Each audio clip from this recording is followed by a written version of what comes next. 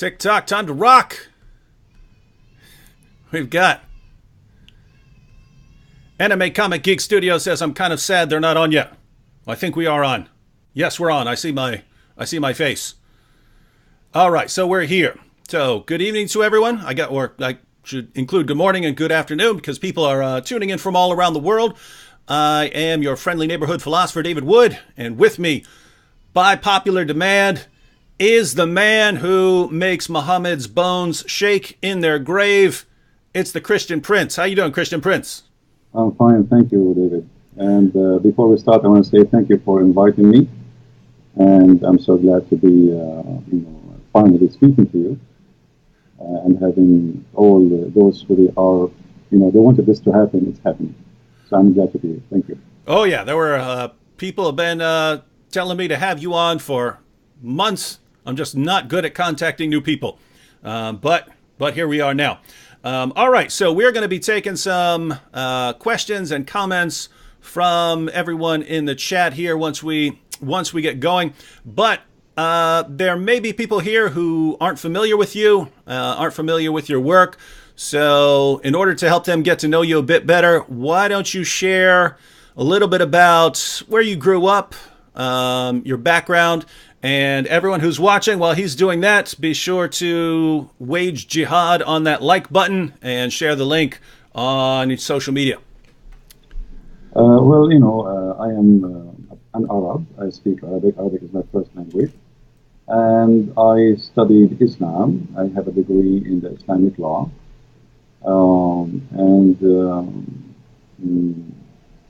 My study is not the reason really I know. The reason I know it's because I study hard, so I can answer the Muslims. And I don't know much. I mean, the rest about me is what people know, like I do. Mm-hmm. So you have a degree, you said, in Islamic law?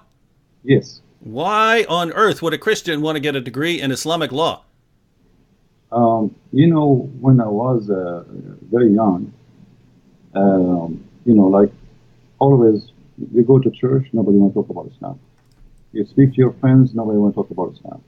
And the Muslims always, they challenge us, and there's nobody to answer them. So I decided to study so I can learn really what Islam is about. In the same time, I can take a stand for my belief. And that's what I did exactly, which is actually against the will of my family, mm-hmm. because they wanted me to study something useful, not something stupid, Mm-hmm. Because for them, they are Christians, and studying Islam is a waste of time. It's not worth it, and it is, it's not a good thing. And I agree with them, But always good things can happen from bad things. Mm-hmm. All right. Well, I wanted to ask you a couple questions about your approach. The kind of two issues here. I hear from Christians. I hear from Christians all the time. And guys, those who are asking to adjust the bass and stuff like that. No, there's not. We've started. I can adjust the volume. That's about all we can do here. So just got to live with it. Any changes have to make at a different time. Christian Prince, I hear from Christians all the time, and you're a perfect person to answer since you're the Christian Prince. I hear from Christians who say that when you're interacting with Muslims, you shouldn't criticize Muhammad or the Quran. This is just going to drive Muslims away. They're not going to listen to anything you say. And so you just focus on sharing the gospel with them, just present Jesus. Don't criticize their position or they're never going to listen to you. That's obviously not your approach. So what do you think of that? Me, I am a Middle Eastern, so I understand the nature of the Middle East. And the nature of people there is totally different from what people think. And maybe what you are saying can be, valid for those who they are American, who they are born in America. Arab, Middle Eastern Muslims, if you are too much nice, they think you are weak. They play the game of intimidation. It's not really about the way you approach them You see, even the Quran says that Allah, He made us to be humiliated. So when a Muslim, he speaks to you and you are so kind to the point you don't even, you won't, like people, they say, well, you are rude. I'm not rude, I'm just being truthful as it is. Same time, the Quran told the Muslims that Allah, He cursed us and He made us people of humiliation, which means in Arabic it says ضربت عليهم الذلة. If you go to chapter 3 verse 112, it says that Allah, He made us people who they are nice to humiliate us, not because we are nice. So the Muslims, they have different understanding for your kindness. Maybe you are trying to be kind because you are a Christian, but for a Muslim, you make him believe that Allah is saying the truth in chapter 3 verse 112, because He cursed us and He made us nice to be humiliated. So I am not nice with somebody who don't believe in being nice. And if somebody saying to me all kind of things, why I cannot say all kind of things to him too? And why I have to speak in a way some people want me to speak in? This is the way it should be. You know, even the Lord, the Messiah, He says either yea, yea, or nay, nay, be truthful. So, you know, no political correctness. The Messiah Himself, He was not politically correct, and He spoke to the Jews in many ways, and many of them, they are harsh. So being harsh, not because I hate the Muslims, I never hate the Muslims, but being harsh because the religion, the topic is harsh itself, and the nature of this religion is harsh too. Now, so you're pointing out, one, given the group that Muslims tend to not listen to you unless you're. So, in other words, it's kind of the opposite of what many Western Christians think, right? They somehow have come to conclude that if you're aggressive with Muslims, Muslims aren't going to listen to you. You're saying it's actually the opposite. If you don't have an aggressive approach, they're not going to listen to you. You see, in the Middle East, the one who shouts louder is the one who his voice is heard. So I know where I'm coming from. I know the culture. I know the nature. And, you know, everybody, you know, anyway, for me, I am very successful. I have, you know, a lot of people who live Islam. So if the way I'm doing it is not right, then how you can explain people leaving Islam left and right? So obviously it's working, it's good. And I don't insult people. I just say things as it is. I mean, your prophet is a false prophet. What's wrong with that? I mean, what I should say? I should say to him, your prophet is a good prophet when he's not. So I approach in a way which is go straight to the point. So you've mentioned a couple of times, and people have been pointing out in the chat that lots of Muslims, contrary to what many Christians in the West believe, lots of Muslims do listen to you, and they leave Islam, and many of them become Christians. So what kind of results have you seen over the years? Actually, I can say to you oh, wait. Hey, well, you just got your sound got much more clear. All right, that's good. Did you plug in a mic? I changed the microphone from my side, actually. Maybe this is what was a switch. Oh yeah, that's perfectly clear now, guys. Does that sound better? Yeah, there were people. Yeah, perfectly clear now. All right. All right. You see, I have in the last few months, I don't know how many. I cannot even count how many people left Islam.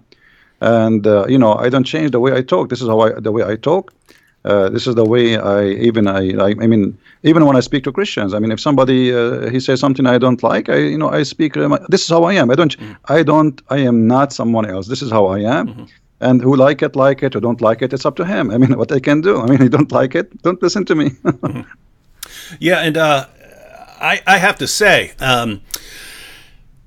it's especially when I think about people in the Middle East, right? Assyrians. The Copts in Egypt, the Christians in Pakistan. When I think what they have gone through historically due to Islam, if the biggest criticism you can say is, guys, you're being too harsh when you're criticizing this ideology that has been oppressing your people for centuries, that's kind of as someone who lives in America, I just don't think it's my place to tell people who come from that sort of background how they should be talking about Islam. You see, David, you did just a few, maybe a month or 6 weeks ago, you debated a guy, his name is Mimi Hijab. and you saw how he was trying all his best just to humiliate and to insult, but not to debate. Yeah. The reason, for him, you are too nice because you are not coming from the same background. For him, humiliation is a way of winning. It's not he may make fun, even though he is saying stupid things, even though he said the most stupid things ever, which is against Islam. I mean, he not only he lost the debate, he looked like an idiot in the village. So yet he think by making fun he is the winner. So this is a culture thing. This is a mentality. This is a mindset. If you don't understand them, you will not even able to go through their mind. They grow this way, and they think if you are kind, that's mean you are weak, and if you are very gentle and you are not rude, that's mean you don't you are afraid. This is how they see it. For me, I am from there. I know how to speak to them. Actually, this is why they don't want to get close to me. Yeah. Yeah, and it's interesting. For that debate, they made me agree ahead of time that I would be very nice and not be insulting at all, and be very friendly the entire time. And so it seems they understand as well that if you can get the Christian debater to be nice the entire time, and the Muslim to be insulting, yes, there are Westerners who will watch that and think, oh, this why is this guy being so insulting? But lots of Muslims, boy, they love it. Now, we're going to take some questions here in a minute. I had two questions just on the Arabic, since you're a native Arabic speaker. Not anything specific, but basically here's the idea. The main argument that the Quran gives for its divine inspiration is what I call the argument the argument from literary excellence, meaning that it's just so amazingly written that it has to come from God. But I read the Quran a lot, and I just think it's the most horrible book that I've ever read. I would literally rather read a phone book than read the Quran. I do read the Quran because, I have to interact with Muslims. But if I were just picking something that I want to read, I would actually pick a phone book before I would read the Quran. It's organized horribly. It jumps around from topic to topic. You can't make sense of anything it's saying. I mean, at least a phone book is organized. And all these calls for violence and so on. But I'm told by Muslims that this is only because I'm reading it in English. If I were to read it in Arabic, then I would see that it's clearly miraculous, the greatest book, so great that human beings couldn't have written it. So when you read the Quran in Arabic, how do you resist the power of the Quran to compel you to believe that it is the Word of God? The answer is from the Quran. If you go to chapter 8, verse number 31, the Arab, they were making fun of the Quran, saying this is the fairy tales of the elders. And if we wish, we can make even better than this. Everybody can go and read it. This is a book full of mistakes in Arabic, in a grammar, in a spelling, in a pronunciation. And, they fabricate tons of story. Here we go. We are the Arab Christian. Why we are not amazed? I mean, if Muhammad, he was able to make people to convert to Islam by just hearing the Quran, so why did they not convert? Why Muhammad, he went in war? Here we go. They are Arab in his time, and they were making fun of the Quran. So if you go in the Quran, you will find the word fairy tale mentioned 9 times. The Arab, they say to Muhammad, this is fairy tale and this is stupid. And then Muhammad, he says, well, it's stupid. Can you make something like it? And this is a stupid challenge. I mean, I'm just saying to you, this is stupid. You say to me, can you make some stupid like mine? So Muhammad, he did not succeed in the Arabic. The Arabic is a stupid language, the way he used it, and he was the Arabic in the Quran is a crook Arabic, is not correct Arabic. And if you want to talk about a book of wisdom, I don't know if you can open chapter 24, verse number 61, and read to the audience, and they will be astonished about how stupid this book is. I mean, this is a God who speak, and he teach, and he squeeze his head, and he send an angel with a message from thousands and millions of miles away. Remember where Allah, God knows where Allah is. And now he come to us to say to us, you can eat alone, and you can eat in your home, and you can eat with your sister, and you can eat in the house of your mother. Anybody can read the verse, chapter 24, verse number 61. Want me to go ahead and read it for everyone? Go ahead. All right. So this is the greatest book ever written that can only be written by God, everyone. There is no blame on the blind man, nor is there blame on the lame, nor is there blame on the sick, nor on yourselves, that you eat from your houses, or your father's houses, or your mother's houses, or your brother's houses, or your sister's houses, or your paternal uncle's houses, or your paternal aunt's houses, or your maternal uncle's houses, or your maternal aunt's houses, or what you possess the keys of, or your friends' houses. It is no sin in you that you eat together or separately. So when you enter houses, greet your people with a salutation from Allah, blessed and goodly. Thus does Allah make clear to you the communications that you may understand. And I think everyone in the chat is ready to recite the Shahada if they haven't already, because that is so masterfully written. I mean, that's it. I mean, it's no sin on you, no sin. I mean, imagine he's saying no sin if you eat alone or if you eat with somebody else. I mean, this is madness, it's stupid. So he sent an angel of God, and he written in a book of wisdom to teach us to say, if you are blind, you can eat at home. Where the blind used to eat where before? I mean, in the time of Muhammad, there's no restaurants. Where do you want to eat? You are blind, you cannot walk, or you are sick. And even if you are not any of those, still you can eat at home. I mean, look at the news. So Muhammad, he came to us with something beyond intelligence. It's like super. And then he says to us, you can eat in the house of your mother. Finally, I'm going to call my mother and tell her, hey, mom, I can eat in your house. She will say to me, idiot, you are eating in my house all your life. So what is this about? This is silly. This is stupid. So you said you brought up a couple points there, but basically what I hear from Muslims is, you know, if you just read the Quran in Arabic, you'll find out that it is the word of Allah, and true Arabic speakers will recognize that. You're pointing out that even according to the Quran, people of Muhammad's time, all of whom were Arabic speakers, they thought the Quran was a big joke. Well, all of them, and actually Muhammad, he don't even have a book. You see, if you go and read the book of the Quran, okay, you know, if you go to the Bible, you know, you want to search where God, how he created things, you go to the book of Genesis. Mm-hmm. Where in the Quran we can find how God created the whole earth and heaven. It's all over. It's like somebody, he put a bunch of papers in the front of a fan, big fan, and he turned it on. And then we collect them together and we make a book. So nothing there make sense. And then, you know, if you go in the Quran, you will find things because of this madness. The Quran says that today, as an example, in chapter 3, verse number 7, today I completed your religion for you, accepted Islam for you. And then why? You know, because you know, we make you, you know, like not to eat pigs, not to eat pork. Mm-hmm. So when the Quran speak about religion, then we will find, you know, like, I mean, I don't know how to explain to you. I wish everybody can, you know, speak Arabic, because you will die laughing from the stupidity of this Arabic. Mm-hmm. If we go in the Quran, as an example, in chapter 3, verse number 85, it says, the one who accepts other than Islam, Allah will not accept from him. And then Allah, in the same chapter, he says to us that the Christians and the Jews and the Sabian, they will go to heaven. Then, but why you call them Christians and why you call them Sabian and why you call them Jews if they are Muslims? This is stupid. If you go to chapter 5, verse number 3, it says that Allah, he forbid for you, etc., etc., etc., etc. And then he said, today I completed my favor upon you and choosing Islam as religion for you. But this is the chapter 5, verse number 3.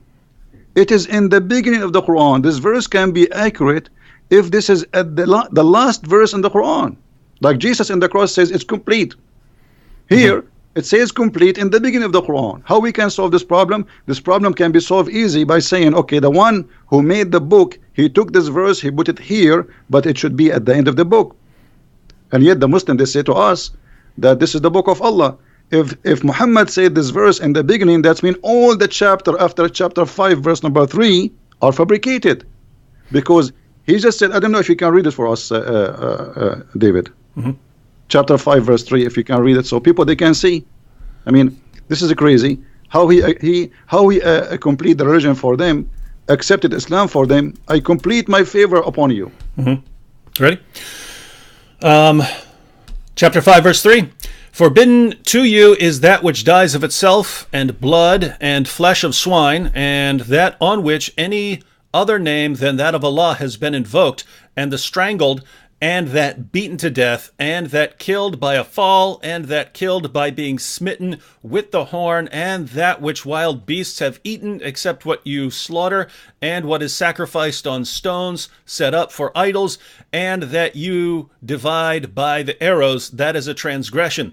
This day have those who disbelieve despaired of your religion, so fear them not, and fear me. This day have I perfected for you your religion, and completed my favor on you, and chosen for you Islam as a religion. But whoever is compelled by hunger, not inclining willfully to sin, then surely Allah is forgiving, merciful. I'm sure there are here even more people ready to recite the Shahada after hearing that.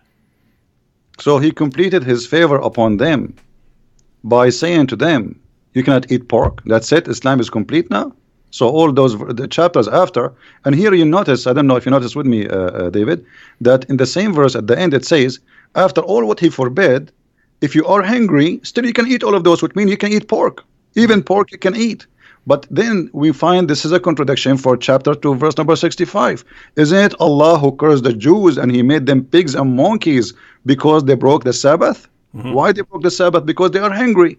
Because Allah, he made this fish only appear in the Sabbath. So those people, if they are hungry, they are not allowed. But if the Muslims are hungry, they can eat pork. Yeah, I've never actually made a video on that one. I might have to knock out a video on on that contradiction there. One more question, then we'll turn it over to chat here. Along the same lines, one of the other things that Muslims say, because one of the main arguments that they give, thanks to Ahmed Deedat and Zakir Naik, is the amazing scientific insights of the Quran, that Muhammad knew things that no one at the time could have known and that weren't discovered until centuries later, and scientists are still marveling at the amazing scientific accuracy of the Quran even today. I sit here and I read the Quran and it looks like a scientific catastrophe. It looked like if you were to invent the most ridiculous picture of the universe that you could possibly come up with, that's what Muhammad believed about the universe. If you could come up with the silliest theories about human reproduction that you could possibly come up with, that's what Muhammad believed about human reproduction. But what I hear from my Muslim friends is, in the Arabic, you find that everything is correct, that it's amazing and has all these scientific insights. Since you read the sources in Arabic, would you agree with the Muslims that their sources are filled with amazing scientific insights that prove that Islam is true? The Quran is the most stupid book ever I saw all my life, and I challenge any Muslim to prove me wrong. The God of Islam even don't remember which one he created first, the trees or the stars. Have you ever heard of a maker? He says something in one verse, he said the opposite in different verse. The Quran do not know even how the baby is created. He says that the baby, he was a sperm and then he became a congealed blood, which is funny because the sperm was a sperm and then it became a congealed blood. Muhammad, he explained, and he says that the sperm stay inside the mother for 50 days. Have you ever heard of a science like this? But the Muslims, the problem is when the Muslims, they try to make the Quran as a scientific book, they fabricate the translation, they change the meaning to make it fit with science. As an example, when the Quran says Allah, he made the sperm into a congealed blood, the Muslims, they say in many translation, you were a sperm and then you became a clot. But this is not true. It doesn't say that. It says the sperm became a clot. If you go in Sahih al-Bukhari as an example, Muhammad, he says in hadith number 2644, he said that the semen remain in the womb of the women for 40 or 50 days, and this is authentic hadith. So this is the science of Muhammad, claiming that semen can live for 50 days. Science says maximum 5 days. So that's the only mistake is only a 0. Yep. That is correct, by the way, ladies and gentlemen. In other words, if you go to your biology class and you ask your biology teacher or professor how long can a sperm survive, you'll hear maximum 5 to 7 days. Not so, according to Muhammad. So if you're a Muslim, you could spend a lot of time. You could spend a lot of time correcting your teachers and professors. All right, Christian Prince. We'll be talking more about the Muslim sources and what the Quran says. Wanted to ask you a little bit about. You seem to have a lot of problem with your videos getting taken down and things like that. There's a comment over here by Guy777 that'll kind of. I'll reply to this real quick and then get your comments because. There is an issue with censoring critics of Islam. Now, Guy777 here says, so I'm a Christian and got banned for criticism of Catholic doctrine, but you guys criticize Islam for a living. Why ban me? Well, no one's stopping you from talking about Catholic doctrine, Guy777. No one's stopping you from talking about Protestants, Orthodox, Catholics, anything.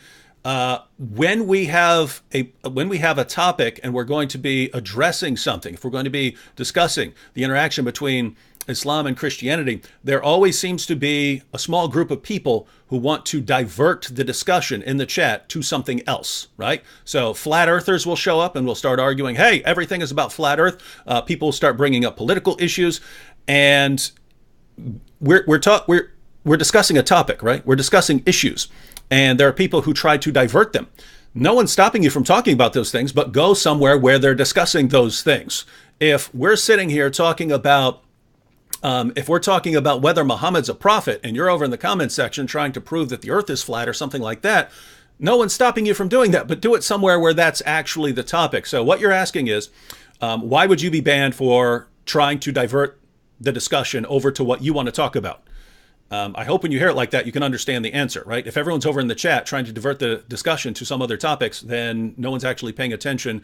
And what's the point of even having the discussion if no one's paying attention because they're talking about other things? So if you are diverting to any topic, and it doesn't matter what it is, it doesn't matter what you're trying to divert it to, then you're going to have to be blocked from this discussion for that. Keep in mind, guys, there's a difference between stopping your free speech and blocking you from a discussion that you're interrupting, right? In the United States, we have protected free speech. That doesn't mean you get to come into my room and scream in my ear all you want. You can't say, oh, I'm screaming in your ear in your house because it's freedom of speech. No, that's a separate issue, right? No one's going to stop you from stating your positions in certain places, in public, on the streets, in public parks, things like that. So no one's stopping you from saying your positions on YouTube, Facebook, out in the parks, wherever you want. This area, it's like our house, and we're inviting people to the house to have a discussion and thing, and you're coming in and trying to divert the discussion to what you want to talk about. No, you can't do it. So that's a different issue. Try again, but don't do that again, or I'm going to block you again. All right, so Christian Prince, with that said, what has been your experience of interacting with Islam on sites like YouTube, which have some sort of commitment to free speech, and they say everyone's welcome to pay their ideas? Now, why do your videos keep getting blocked and so on? Yeah. Before I go there, I want to answer this guy. He asked about the Catholic. First of all, the Quran in chapter 5, verse number 14 said, I will spread hatred and enmity between the Christians until the judgment day. And for me, when you do that, you are serving Allah. You are not criticizing anyone. Secondly, you might even be a Muslim, and how we know even you are a Christian. Number 3, the Catholic, they are people who believe in Jesus. They believe in the Father, the Son, the Holy Spirit. So you are wasting my time and very expensive time. We spend our life to speak about things which is not really worth it for us. Go to different place. There is a guy, I can advise you to go to his channel. His name is Muhammad James White, and he hates the Catholic to death. He will welcome you, and he will have you, and will give you a big long hug. Now we go to YouTube. YouTube, anything we say against Islam, they take us down. It doesn't matter what you say. Even you say hello. The second you attack Islam, the second you are not welcome. Say something good about Islam, they will welcome you. I cannot even keep my videos for a few hours live on air. I have to keep them, taking them down because they keep sending me. I received tons of emails from YouTube saying Pakistan government complained about this video and about this video and about this video and about this video. I mean, and we have to take them, away. So Pakistan government don't agree. Muslims don't agree. I mean, I live in America. What I have to do with Pakistan? And why Pakistan have control of YouTube? So, we cannot say something without being chased, and this is the reality. And because of that, I keep asking people to carry on my videos and spread them all over. Mm-hmm. Yeah, and by the way, guys, I say the same thing, because there's really, every day when I wake up and I open my computer, I think, okay, I might open it up and it might say you've been banned from YouTube, just because of I get messages all the time from YouTube saying your video has been banned in Germany. This video has been banned in Pakistan. I get entire lists of videos that are blocked in Pakistan. So you just wonder when you're going to get up and a bunch of people false flagged a bunch of your videos again, and then you get banned from the platform. So it's a pretty rough position. By the way, the guy who just asked the question about Catholics, he said he thanked me for at least answering the question, and so hope that was. For the record, I like James White when James White is talking about the topics that James White is really awesome at. But there is a good point there. If you're interested in those kinds of discussions, James White's platforms deals with those, right? We just don't. We're not dealing with that there. We're not dealing with the interactions of Catholicism and Protestantism and Orthodoxy. So we're going to continue here. We have here, I'm going to go through some of the questions over here. Someone says, can you please ask the Arabian prophet to explain the Egyptian saying, Salli al-Nabi? Is that something you're familiar with? Yes, Salli al-Nabi, which means pray on the prophet, you know. And actually, this is something happened during the debate with Mimi Hijab, when he said to you, it's mean pray for, not pray to. Supposedly he fixed it, but the fact he make it blind. Allahu wa malaikatahu yusalluna ala nabi. Allah and his angels, they are praying on the prophet. So salli ala nabi, it is a term which the Arab, they keep repeating based in the order of the Quran, where it says that every Muslim, every believer have to pray on the prophet. And even Allah himself, he prayed on the prophet and the angels, which means Muhammad became the center of the universe. Mm-hmm. So you're saying that this actually refers to prayer here. Absolutely, this is a prayer. Yeah. I mean, like when you ask in your debate about the word salah, and they start making fun. I mean, show me one word in the Quran. It doesn't say salah mean pray. Only in that verse they play with the translation, and suddenly the word salah become blessing. However, even if we switch pray to blessing, that would be stupid, because if Allah blessed Muhammad, why he need the blessing of an angel? And what it mean that the angels, they will ask Allah for more blessing? That is silly. I mean, that's it. Allah, he blessed him. It's like saying to me, save me, and I saved you, and you say, ask the angels to ask me to save you. Like, I saved you. I am the God. So if Allah is God and already he blessed Muhammad, so what the point of asking all those people to ask for a blessing? This is stupid. I mean, this is why I say Islam is like not 10-inch deep in the mud. It is beyond the mud experience. I mean, this is the extreme stupidity. They try to cover up by making a lie, but the lie make it more stupid. Mm-hmm. And that is their problem. We actually, this is apparently an important issue for lots of the people in the chat. So we had another one. Ask Christian Prince if Allah prays for or to. Now, if I understand, it's actually praise on, so you would have to interpret it as praise for or something like that. But also asking what salah means. Now, how about the word yusaluna and things like that? The Muslims come here pretty much every chat and they start saying that's different from the word salah. It's a completely different word that has a different meaning. Is that correct? No, absolutely. This is false. If you go to chapter 2, verse 1 to 5, it says, وَاتَّخَذُوا مِن مَقَامَ إِبْرَاهِيمَ مُصَلَّى. Musalla is the place to pray. This is not salah, this is a noun now. If you go to chapter 3, verse number 39, it says, فَنَتَتْهُ الْمَلَائِكَ وَهُوَ قَائِمٌ يُصَلِّي. So the angels, they called him when he is standing, yusalli. go to that translation. You will see it says he's praying. And so the Quran is full of the verses saying that the word salah, if you go to chapter 4 verse 102, it says وَإِذَا كُنْتَ فِيهُمْ فَأَقِمْتَ الصَّلَاةِ. So if you are between them and you start the prayer. So salah is not a verb. It is when we say salah, it's a noun. When we say yusalli, it's a verb, but it's the same. It's like saying you speak English better than me. You can find tons of examples. You know what I mean? So it's just a verb and a noun, but it's the same word. Yusalli and salah is the same. Salah is description of what you are doing. Yusalli is the description of the action you are doing now. No? All right, now everyone. Before we're gonna continue here, but I just wanted to remind everyone, and I'll remind everyone probably 2 more times before we're done.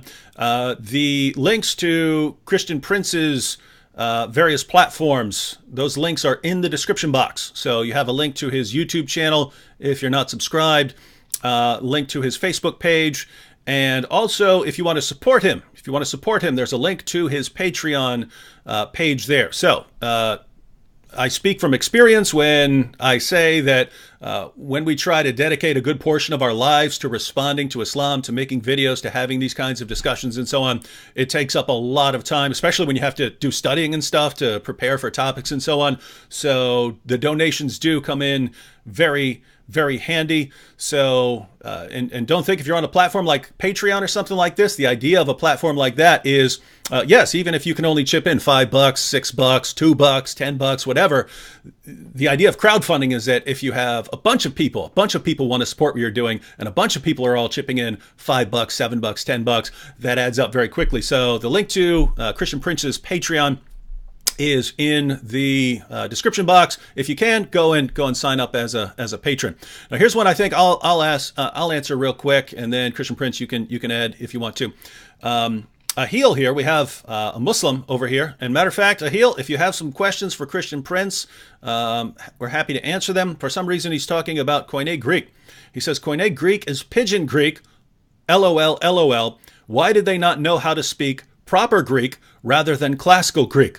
LOL, LOL, broken Greek Bible. Now, this comment is so hilarious to anyone who is familiar with the Greek language. You ask, why didn't they know how to speak proper Greek rather than classical Greek? What are you talking about? Koine Greek is what people spoke. That was language. That was the language that they spoke.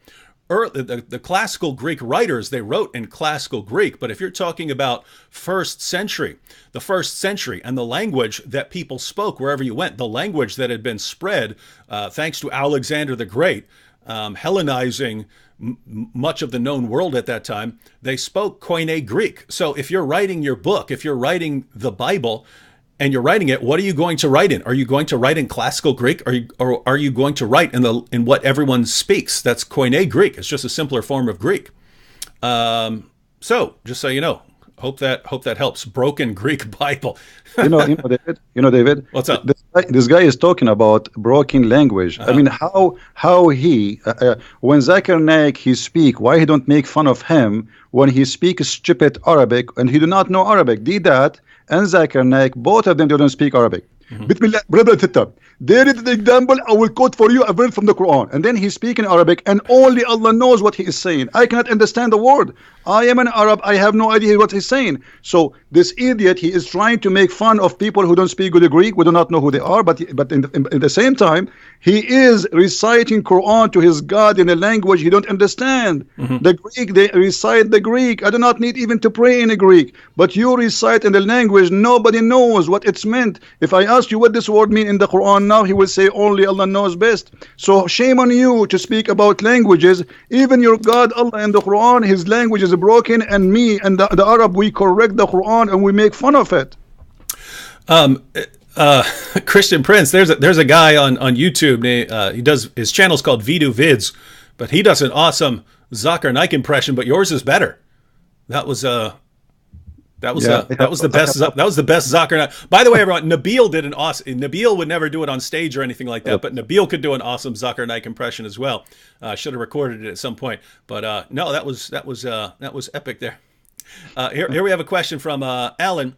Alan Silva says, guys, can you guys mentor me in apologetics against Islam so I can argue so I can argue with my girlfriend's family? So apparently his girlfriend's family is Muslim. But Alan, that's kind of what we do in our videos, right? We're trying to mentor people a lot through our videos. But Christian Prince, if this guy wants to talk to his girlfriend's family about Islam and Christianity, what are the basic steps that you would recommend? Well, first of all, I don't know why even he have a girlfriend. I mean, how this will end? You will marry, and then your family will be broken. You do not know the children will be Christians or Muslims or what. So I don't think this is a good idea. Always you have to marry from someone share the same target, the same belief. Otherwise, it's going to be a broken family. Well, we don't actually know here. I mean, his girlfriend may be an ex-Muslim or something like that. He's asking about the family, or she may be Muslim. We don't know at this point. But if he wants to actually respond to her family using apologetics, what would you recommend? Well, he can, he can watch your videos. He can get my books. I have many books on Amazon. He can watch my videos. They are for free. And, we do our best to teach. This is what we do. So watch our videos, learn from them, take reference, and make an argument. But before always you talk about, before you open your mouth and speak about a topic, you better educate yourself very well about it. Not only just learn 2 letters and go and say, hey, I heard this, because that will be not really a good idea. You have to get you don't claim to be a chef if you know only how to make salad. You have to know how to make many dishes. So you need to educate yourself very well before you open your mouth about a topic. Mm-hmm. We have a question here. Why is the word Pharaoh used in the Quran as a proper name? It lacks the definite article, so it is the name of the Egyptian king from the era of Moses, not a title. Is that correct? Is that a problem? Well, when the Quran says Pharaoh, and this is appear in more than 61 places, the Quran don't tell us who is Pharaoh, but it's talking about Pharaoh as a name, as this guy, his name is Pharaoh, which is wrong. Mm-hmm. Same time, there's many pharaohs. Which one? Mm-hmm. But the Quran, it's very famous about history mistakes. As an example, the Quran mentioned that Moses, he met with the Samiri, and I'm sure you are familiar with the story where Moses, the Samarian, they met with Moses and they spoke with him. So obviously the Quran is not a book of history, and it's mixed up. Mm-hmm. And they do not, Qarun, and suddenly Haman, suddenly Haman appear in the Quran as a minister for the Pharaoh. What Haman have to do with the Pharaoh? Moses and Aaron, they are the uncle of Mr. Jesus in the Quran. So, I mean, who is Jesus there? Even the word Jesus did not appear. There's Mr. Isa. So we have Isa replaced by Jesus in the translation, but this is Mr. Jesus the Muhammad, supposedly. And his uncle is Moses, and his grandfather, his name is Umran. In case you do not know, too, for the people who are listening, the father of Moses, too, his name is Umran. So the Quran is mixed up. There's nothing to do with history we can rely on, and this is why we laugh always about the history of the Quran. Even Muhammad, he could not even David, I want you to challenge all the Muslims who are listening. Who can show us Israel? The word Israel in the Quran repeated tons of time. Okay, I am reading the Quran, and the Quran is the book of God. I want to know who is Israel, where we can find in the whole Quran who is this guy who his name is Israel. We cannot. I challenge any Muslim. So how this book is a book of God, and suddenly he jump and he start talking about a guy, his name is Israel, children of Israel. Okay, who is Israel? Shouldn't you first introduce to us this person? So Quran is a silly book. It is not the same. In the beginning you said yellow pages. Yellow pages is better because yellow pages, you have first name, last name, you have an address, and you have a phone number. Here there's nothing. I wanted to ask you about that name, Isa, because I've read a few theories about where that name came from. Some people have said that maybe it came to Arabic through multiple other languages before it got there, and so that's the one that they were using. I've seen maybe it was a special usage because in the Quran Allah wanted to combine it as a parallel with Musa, so Musa and Isa. I've seen that perhaps the Jews were referring to Jesus as Isa, using the name Esau because they regarded that as an insult. So when the Jews of Arabia referred to Jesus, they would say Esau, and Muhammad just didn't know, so he picked up the term. Do you have any theories on why it's saying Isa rather than Yasu?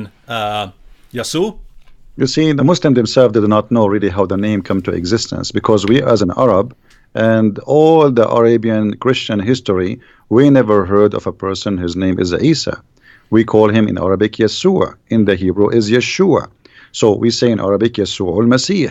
You will not find a single Arabic Christian he used the word Isa. This is only a word created and came through Muhammad.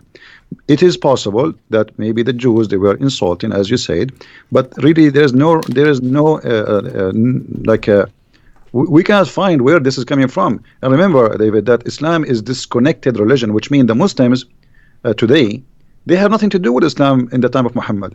The first book written about Muhammad, it was hundreds of years after Muhammad. There's nothing about Muhammad. You know, the Quran itself, the one we are reading today, they're saying that this is according to recitation of Hafs. And Hafs, according to Muslims, he was a fraud. He was a thief. He stole books and he claimed that they are his own. So, and his father was the same. So Hafs, he learned the Quran from his stepfather Asim. Asim was a fraud, according to Muslims. Asim and Hafs, both of them, their hadith is rejected. So how you accept his Quran? So they don't have Quran. The Quran itself have no roots. So how we can find out where Isa is coming from? And at the same time, the Quran always come to us with strange names. Okay, who is Yahya? We do not know. Who is Salih?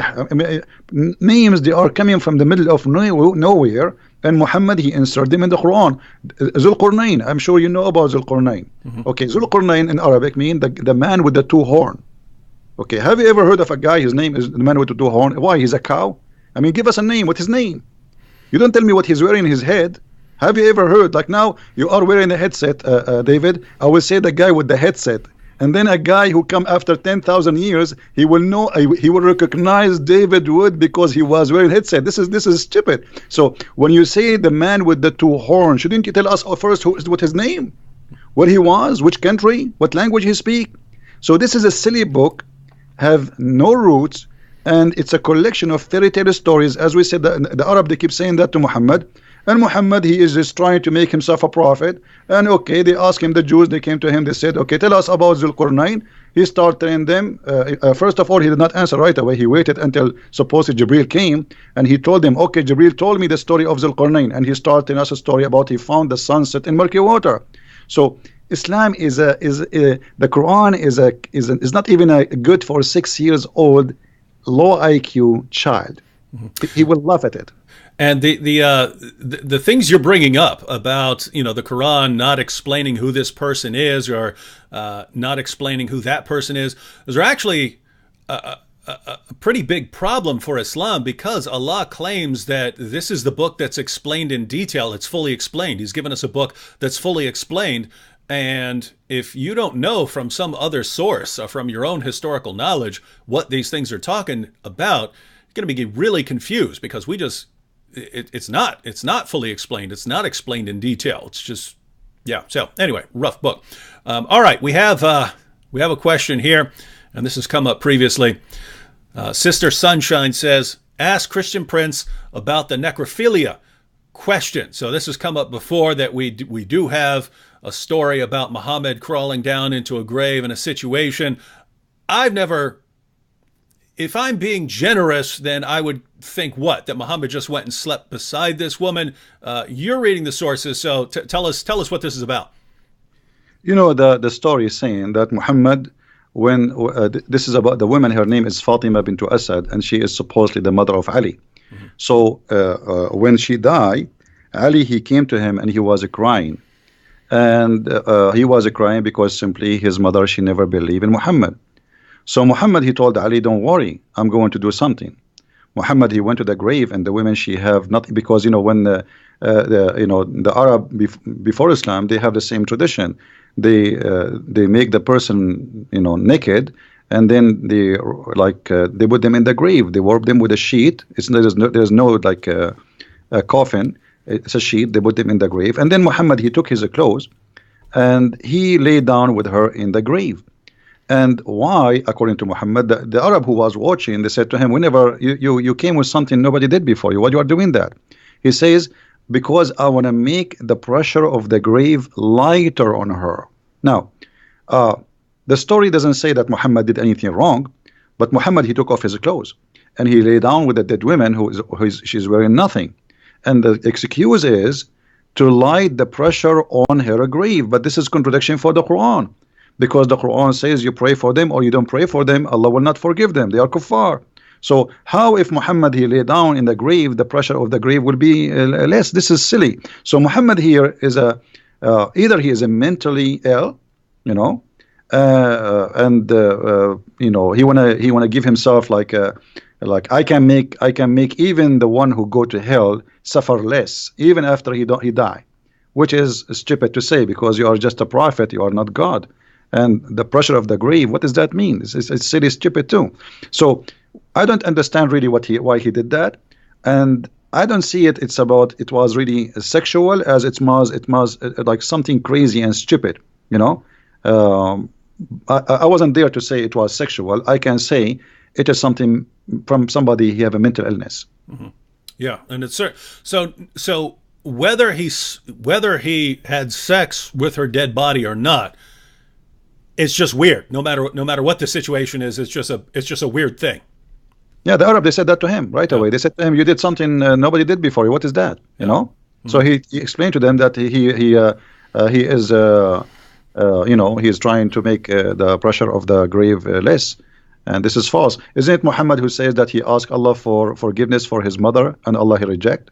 Mm-hmm. So if his mother he could not, you know, bring mercy for her, how about the mother of somebody else? Mm-hmm. Yep.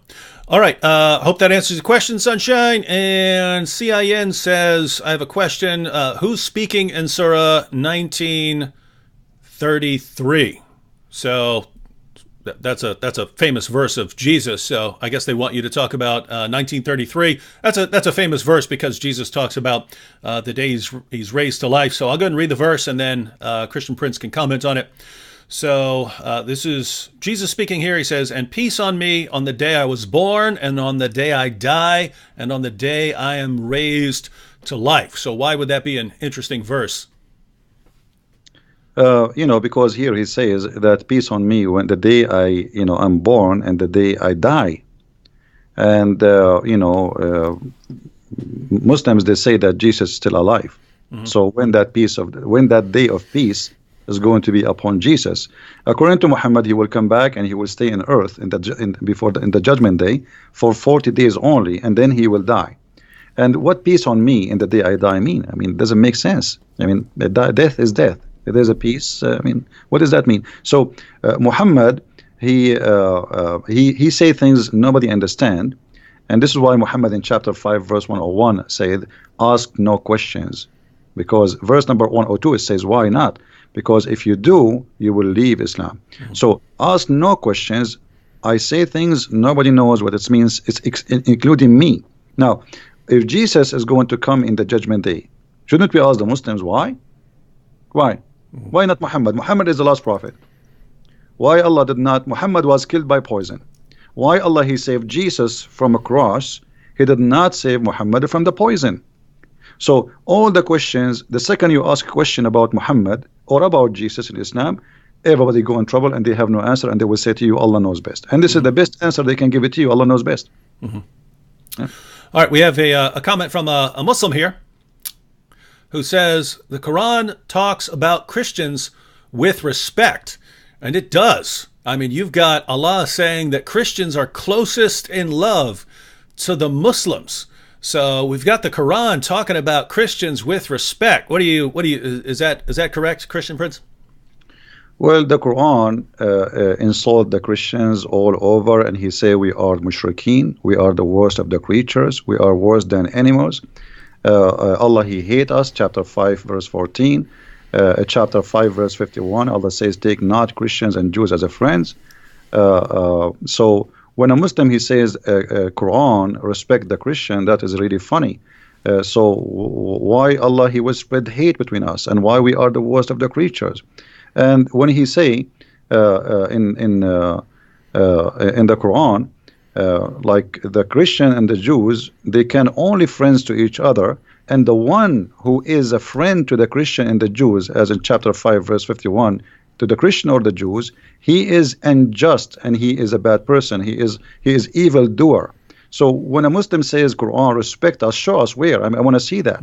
And you know, the Muslim, what they do, they show you verses Muhammad he said in the beginning of his life, like in chapter 5 verse 69, Muhammad he says, Inna alladhina amanu walladhina hadu was-sabi'una wan-nasara, etc. Those who believe and those who they are Jews and Sabi and Nasara, they will go to heaven. This is in the beginning.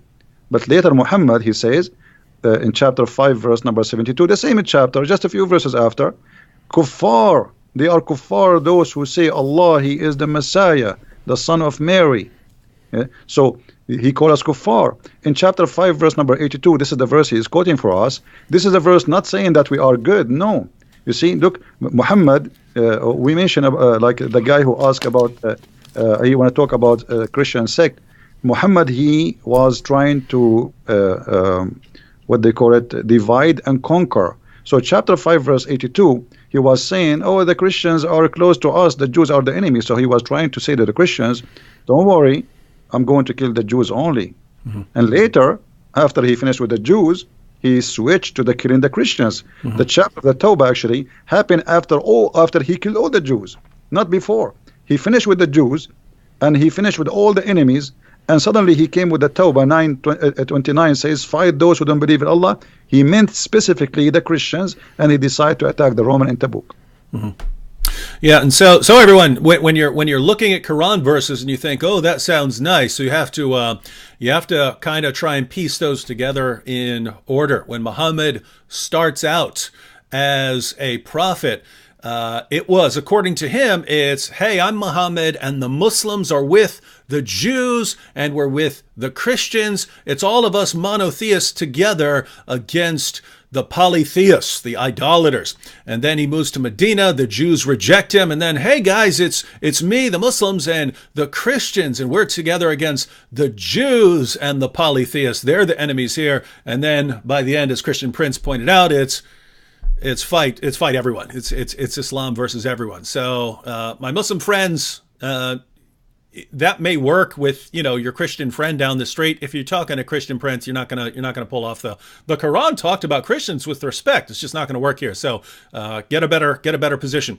You know, David, Yeah. what about to say to him, I want to say to you, you are kafir. Let us see what he will do. Let us say, I'm going to say to you, you are najis. Isn't it Muhammad? He says that the Christian, the Jews, all who don't believe in Allah are najis. Najis means filthy, dirty. So if I call you najis now, is that respect? I mean, they say silly stuff. Those things can work with those who do not know. Yep. Don't try those tricks with us. You have no idea you are talking to who. Yep. Here's a good one, Christian Prince. I would join this man as well in hearing your thoughts on this. He says, Christian Prince, do you think that Muhammad received a satanic revelation and believed his message, or do you think he simply saw prophethood as a way to gain power and knowingly created a fabrication? So was Muhammad sincere, but he was deceived by evil spirits, or did he know what he was doing? We can say both, but I believe strongly if you go to Sahih Muslim, you will see Aisha in hadith number 1464. She said, Inna rabbuka yusari'u ila hawaka ya Muhammad. I see that your Lord, your Allah, he just trying to satisfy your sexual needs. You know, she's talking about his sexual. He make verses saying any woman she want to give herself to the prophet, so the prophet he can sleep with her.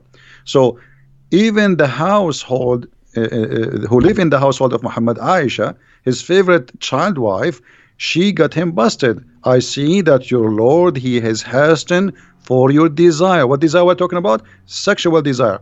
So it's very clear that in the time of Muhammad, people didn't notice that this guy, he is God. He is the God. He is the one. God is just a puppet. He use him so he can control. So he have mental issue. I can tell from many issues. As an example, he have a low IQ. You know, Once a guy, he came to his house and he is blind. He ordered the wives to cover themselves, and they said to him, "But isn't him blind?" So Muhammad, he got busted. So he said to them, "Well, are you blind too? But you are asking them to cover themselves." I mean, I mean, this is saying that he have a low IQ. If you read the chapter of 18 in the Quran, there's no way anyone he have a little intelligence he will say and he will make such a chapter. The whole chapter is a joke. So Muhammad, he have a low IQ, but he can be fit for that time for those Bedouin who live in the desert. They are not educated, but he could not convince the educated Jews and Nasara in his time, and this is why they rejected him. Muhammad, he said, if I was able to convert 10 Jews only, the whole Jews will convert, which means he could not convert 10 Jews. You believe it? 10 Jews, he could not make them believe. All right, next question is from Jack Sparrow. He says, David, please ask Christian Prince, how does the Shahada sound before Muhammad? So there is a Shahada before Muhammad. So how does this sound? You know, first of all, the Shahada is something funny because, you know, the word Shahada in Arabic is witness. So how you can witness for something you did not see? And you will see that the Quran says that Allah himself, he says Shahada. So Shahid Allahu an la ilaha illahu wal malaika, chapter 3, verse number 18. So Allah himself, he says Shahada. Okay, Allah, he says Shahada to who? So the Shahada, I believe it was Muhammad, he is trying to enforce himself on people to agree that he's a prophet, and he wants them to declare it, otherwise you die. And then because if you declare it, people will hear it, and then there is no way to return. You will be rejected by your tribe, by your family, because you declare that you are following Muhammad. So Shahada, it was a way to sign in the army of Muhammad with the point of no return. Because there is two issues here, two risks. If you leave, Muhammad will kill you. And if you join your family, they will reject you. The Arab, the tribes, they will not like you no more because you join the gang of Muhammad. Muhammad is not really the Arab. They never saw him as a prophet. They saw him as a gang member. Like as an example, there's a hadith to speak about the word Sa'ariq. Muhammad, he said in Sunan Ibn Dawood, which is a Sahih hadith, he said, "Abshiru ya ma'shara Sa'ariq." For those who speak Arabic, they knew what Sa'ariq mean. Sa'ariq mean the outlaw, like, you know, when you speak about a bunch of criminals who they are running away in the wood, for they are wanted for raping, killing. So Sa'ariq are a group of people who they are rejected by their tribes, not from one tribe. And then they live in the desert. And then they make a gang together and they attack the people who traveled, became pirate. So Muhammad, he called his own people Sa'ariq, which is an insult. Like if you say to anyone now in Arabic, you are a Sa'luq, he will kill you. So how Muhammad, he says to the Muslim, Abshiru ya ma'shara Sa'ariq. The Muslim, they translate that in the hadith, they say, a group of poor immigrant. That's a lie. Sa'ariq is not a poor immigrant. It is the criminals who they are rejected from their families for crimes they did. Wow. Interesting. All right. Next one. This is from Bram. He says, talk about the crucifixion of Jesus in Islam, Surah 4, verse 157.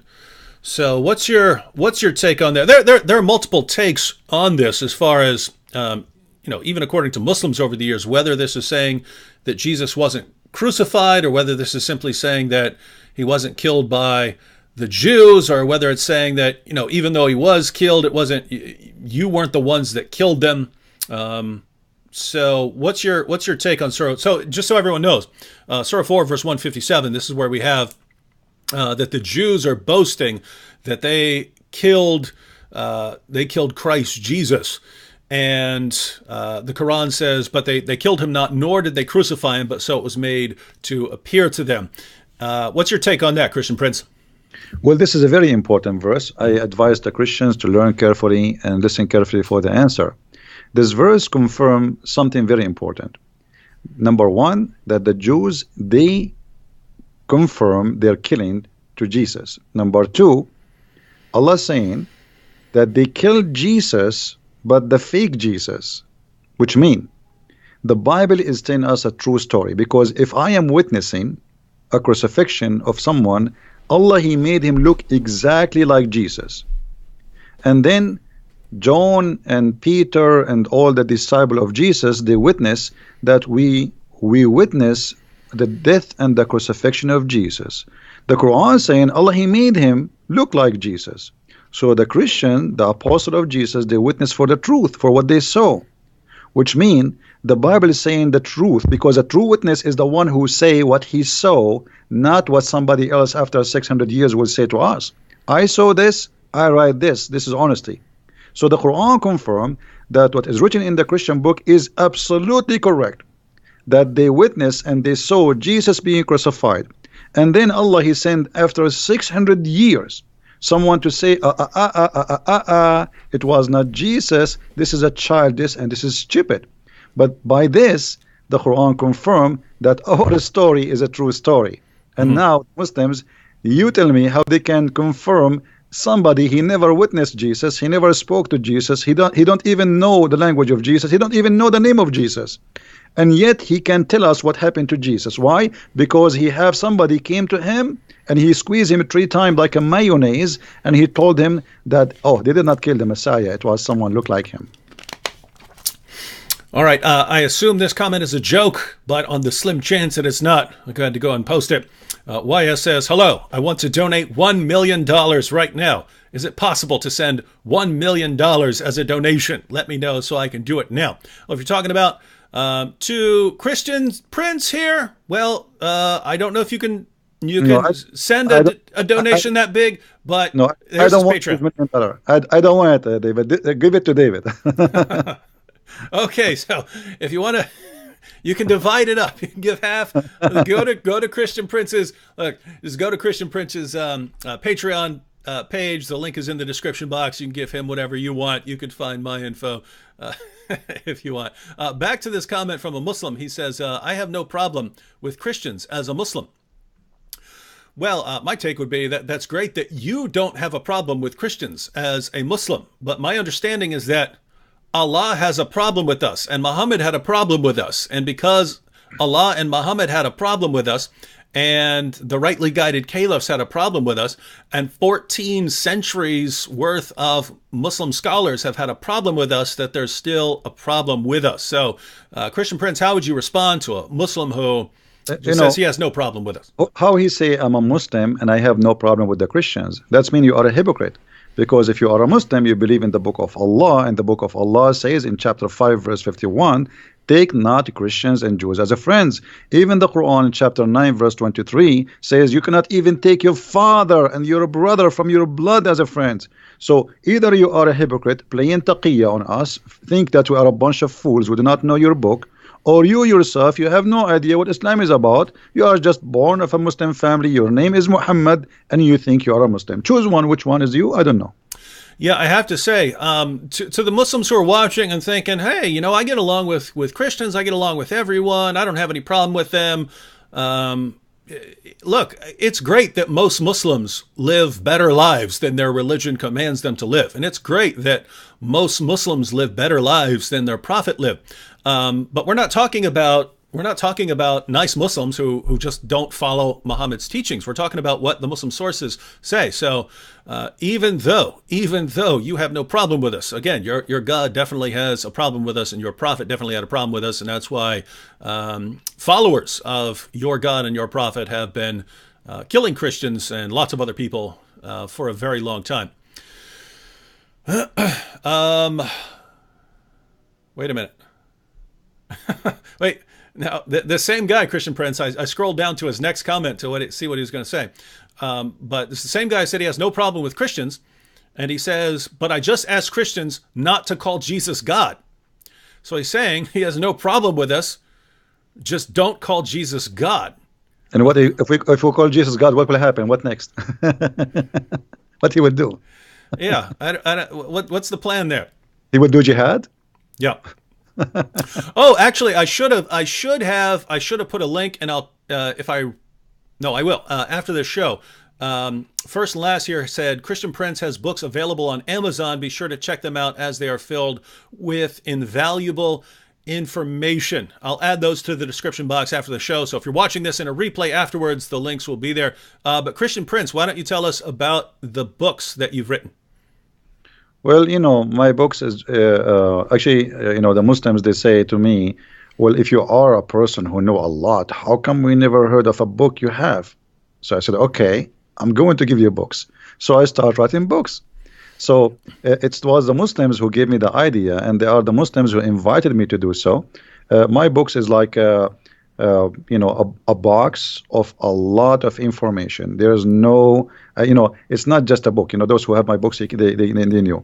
I just released a 2-volume, Sex and Allah, and the whole 2 books is about sexuality in Islam, and for the Arab, before Islam and after Islam. So my book simply is a collection of information, hard to reach for those who don't speak Arabic, and even for those who speak Arabic, because I never saw, actually, even those who speak Arabic is the last one to know too, because not everybody speak Arabic. He read and he study and he research. So my books is an easy access with a translation for a lot of information people never heard of, from those who speak Arabic and those who never know Arabic. So and you can ask people who have my books what they think about it. For sure, the Muslims don't like my books. They hate it. And they give it a bad review without buying it, which is very normal. Now, aren't you simply telling them what's in the Muslim sources? Why wouldn't they be super happy over that? You see, I do my videos. I show the reference in the screen. I read the screen for them. Everybody see it, and yet still they call me liar. So Muslim, when he sees something very, very, let us say upsetting, something show something really crazy about their religion, the only thing they can do, either they leave Islam or they go in denial and they say liar, liar, liar. So I hear always liar. I heard it from many people, and many of them, by the way, they accepted the Christ and they left Islam. But in the beginning they say liar because it's shocking. It is really disgusting. What are you talking about? This is my prophet, the prophet I love. I heard good news about him. David, you do not live in the Middle East. If you go in the Middle East, you go to the bedroom, you hear the Quran. Because they play it in the speakers, in the loudspeakers. You go to the bathroom, even in the bathroom, you hear the Quran. You open your TV, everybody speaking about the amazing, the most Prophet Muhammad. You open your radio, it's the same. You go in the bus, it's the same. You drive your car, it's the same. You go to the school, it's the same. So wherever you go, there's one guy. You see, a certain time the American movies have only Sylvester Stallone. So Muhammad is the only Sylvester Stallone for the last 14 centuries. So how dare you to say something we never heard of? So they got shocked, they got so upset, but slowly they understand that this guy is not lying. It's true. He's showing us. It's in the front of us. They will accept. Yeah. Sooner or later. Yeah, and sometimes it could take a while. I'll post just a simple video where I put the Muslim sources up on the screen about Muhammad ordering his followers to kill lizards or ordering his followers to kill dogs or something like that. And a Muslim will immediately comment and say, "No, we're not allowed to kill animals at all in Islam." And it's like, I just put the sources on the screen in English and Arabic, and you're saying it's not true. This is your prophet talking, kill lizards, and you're saying he doesn't allow you to kill anything. He commanded you not to kill anything. And then if you point out, look, it's right there. I have Muslims tell me all the time that I'm printing up my own volumes of hadiths. I'm making stuff up. I make stuff up, and then I print up. I don't know what kind of time they think I have on my hands, but I print up my own fake editions of hadiths so that I can point to them and say that this is what Muhammad said. And it's just amazing that, a Muslim will hear something from his mom when he's growing up. And then when you show him that his prophet said the exact opposite, he'll stick with what his mom said and accuse you of making it up, even though it's not hard to go on a Muslim website and look up these sources. Interesting stuff. All right. Someone asked what's the Islamic concept of an apostle? What is an Islamic apostle? If Muhammad's an apostle, is Isa, Jesus, an Islamic apostle as well? I don't know what they mean by apostle. Are you talking about like a messenger? Yeah, he's talking some Quran translations will translate it as apostle, and others will translate it as messenger. Yeah, well, there's no, like, apostle should not really appear as a translation. It should come out as either as a nabi, which means a prophet, or a messenger. Because Muslims, they make a differentiation between a prophet and the messenger, which is very silly too. Because how you can be a messenger but not a prophet? The second you deliver a message from God, that is a prophecy from God. And God Himself is the first prophet, because the true prophet is God. He is the one who prophesies about the future, and the rest, they carry the prophecy. So Muslims, they have a very funny understanding that there's a messenger and there's a prophet, and Muhammad is both of them. He's a messenger and he is a prophet in the same time. But here, David, maybe you can ask the Muslims who they are in the crowd, can somebody give us a prophecy of the Prophet Muhammad in the Quran? Like what? What about the war between the Romans and the Persians? What do you think of that? If you go in the Hadith, I just made a video about it a few days ago. Oh yeah, oh that's cool. It says that this Hadith, this verse was revealed after they won, not before. So Muhammad he said that verse after the Roman they won the war. Secondly, if you go and study, let us go first to the Hadith. Just let me get the reference. And this is Sahih. Okay, let me give you the link. David, maybe you can read it there. Is that okay? I'll give it to you in Skype. Maybe you can open it, and you can read it better than me. So you can have the reference, or for people who can read it. It says clearly there that when the Roman they became victorious, this verse came. Oh, I got it. All right. So, yep, this is Sahih, Jami at-Tirmidhi. Abu Sa'id narrated, on the day of Badr, the Romans had a victory over the Persians. So the believers were pleased with that. Then the following was revealed. The Romans have been defeated, up to his saying, the believers will rejoice with the help of Allah. He said, so the believers were happy with the victory of the Romans over the Persians. So how this can be a prophecy? The verse came after they won the war. How this can be a prophecy? This is stupid. I mean, right? That's what it says. So they won, the Roman they won, and Muhammad, he said the Roman they were victorious. So what is the prophecy? Same time, even if this hadith does not exist, we get them busted, because Muhammad, he used in the Arabic the word bada, and the word bada is between 3 to 9, and the final victory, the Roman, they lost Jerusalem in 614, and the final victory, it was 28 and 29. So Muhammad he got busted either way, either if it is he say that before they won, or if he say that after they won. But imagine after Trump he won, I say, let me give you a prophecy. He won, and the Republican will rejoice. That's funny. He won already. He won a year ago, in the year 2016. So the hadith in front of you is very clear. Same time, there is a question, and no Muslims can answer, why the Muslims will rejoice for the Roman victory. Isn't it the Roman are kuffar? Why they will rejoice for the victory of the Roman? What they have to do with the Roman? So, and by the way, everyone, Christian Prince, as far as I know, this is the main prophecy that Muslims go to. So you're saying that they're the main one they go to when we ask them about a prophecy here, it fails completely. Absolutely, it's stupid in either way, because the years. If you see this hadith here, if we say it's not exist, but they cannot say it's not exist. It's sahih, as you see. So the Roman, they were victorious, and then the following verse was revealed. It's very clear. So it's revealed after they've been victorious, not before. Secondly, that in Arabic it says غُلِبَتُ الرُّومُ, and then it says وَبَعْدَ غُلْبٍ سَوْفَ يُغْلَبُونَ فِي بَضْعِ سَنِينَ. So they are going to be victorious in the word bada 3 to 9, and the Roman took them a lot longer than what Muhammad he predicted. So either we go that Muhammad he was predicting before, and that will make him look as a false prophet, or we say, as the hadith here, which is sahih supposedly, saying that the verse revealed after the Roman were victorious, and that will destroy all the claim anyway. And it's kind of, Even if we granted everything that Muslims claim about this, if we ignore the hadith you mentioned and so on, and we ignore the time frame, that the time frame was not met, even if we ignore all of that and we say, okay, Muhammad predicted this side would win a victory in the future, and they did. It's kind of a really weak prophecy when, you know, you've got battles and they're going back and forth. The wars are going back and forth and so on. That would be like me saying, ladies and gentlemen, the Republicans won the presidency, but at some point, the Democrats will win the presidency again. And then eventually when the Democrats win, I say, you see there, I'm a prophet, ladies and gentlemen. No one would accept that. And yet this is the one they go to, along with all the other problems. Yeah, this is a war happening for 300 years, and they win and they lose and they win, they lose. This is silly.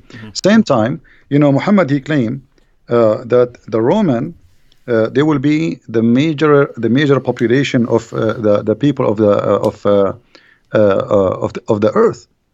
So, okay, well, Muhammad, he made a prophecy about the Roman, and let us see what it is.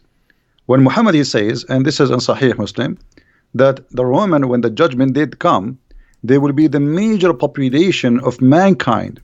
And this is hadith number 2898a. So, تقوم الساعة والروم أكثر الناس. The judgment day will come, and the Roman, they will be the most biggest population of mankind. They are the majority. So, but the Roman are gone. Where is the Roman? Do you know where is the Roman, David? Where is the Roman now? Here we go. This is a false prophecy. If one prophecy made by a prophet who claimed to be prophet, that's it. He's a false prophet. You know. Yeah, and there are other prophecies that Muhammad made where I just can't figure out how they can possibly come true now. So, for instance, Sahih al-Bukhari 71:16 narrated Abu Huraira, Allah's messenger said, "The hour will not be established till the buttocks of the women of the tribe of Daus move while going around Dhul Khalasa." But that place was destroyed by Muslims a long time ago, so it's never going to happen. The people of the women of that tribe are not going to be marching around this place anymore. And you have passages like that where it doesn't look like they could ever come true unless this tribe makes a comeback and then, you know, goes back to its practices and starts walking and rebuilds this place that Muhammad's followers destroyed. Then you got others which, I mean, if Muslims really, really take their prophet's words seriously, they should be going and trying to confirm them. So let me give an example. Sahih al-Bukhari 71:19 narrated Abu Huraira, Allah's messenger said, "Soon the river Euphrates will disclose the treasure of the mountain of gold. So whoever will be present at that time should not take anything of it." So according to Muhammad, there's a mountain of gold below the Euphrates, a giant mountain. So if Muslims think this guy's a real prophet, they should really they should take some metal detectors out and be at the Euphrates and find this giant mountain of gold. They'd be rich forever. Well, as long as you mentioned the Euphrates, do you know where the Euphrates is coming from, according to Muhammad? Where's that? It's coming from heaven. When Muhammad, he went to the seventh heaven, he found that the roots of the rivers Sihan and Jihan and Euphrates and the Nile, those are 4 rivers are known. All of them, they are coming from the Jannah. And this is Sahih. This is not, you know, this is like you can go even to Sahih al-Bukhari. Let us see, 56110. So just type the word Euphrates in Sunnah.com, you know, and you will see the reference. So there is 4 rivers, 2 of them appear and 2 of them underneath. And he asked Jibreel, who are those rivers? Jibreel told him, those are the rivers, Euphrates and the Nile, you know. So this is a lie. I mean, this is obviously, it's a lie. So if Muhammad is a prophet, he prophesied lies. What about the Quran? When the Quran prophesy that the man have a sperm coming from the backbone, this is prophecy. It's something supposedly we do not know. And this is the Quran. They cannot say it's a weak Quran. So, you know, chapter 86, verse number 6 and 7, it says, من بين الصلب والترائب, from the backbone and the ribs of the women. Not only the ribs, the location of the necklace, the word of tara'ib, is the location where the women have, like, if a woman, she put her like if she is wearing a cross and it's kind of short, is going to around tight her neck, and that location where the cross will set is exact what we are talking about. You know what I mean? Like the touch between the ribs and your neck, you know, the hole there. This is exactly where Muhammad, he claimed that women, they have a sperm and it's coming from there, and the man have a sperm and coming from the backbone. What about the chapter of the moon where he said the judgment day is near and the moon is split? The moon did not split, it was the eclipse, and we can show the reference from the hadith. He was afraid each time he see eclipse, he think it's a doomsday, and same time he said the moon is split and judgment day is near. So moon splitting is a sign of judgment day, but that was 1400 years ago. This is a false prophecy. We can go you know, over and over. All the Quran is full of crazy stuff. One lie will make you be called a liar. So how about having hundreds of them all over the book?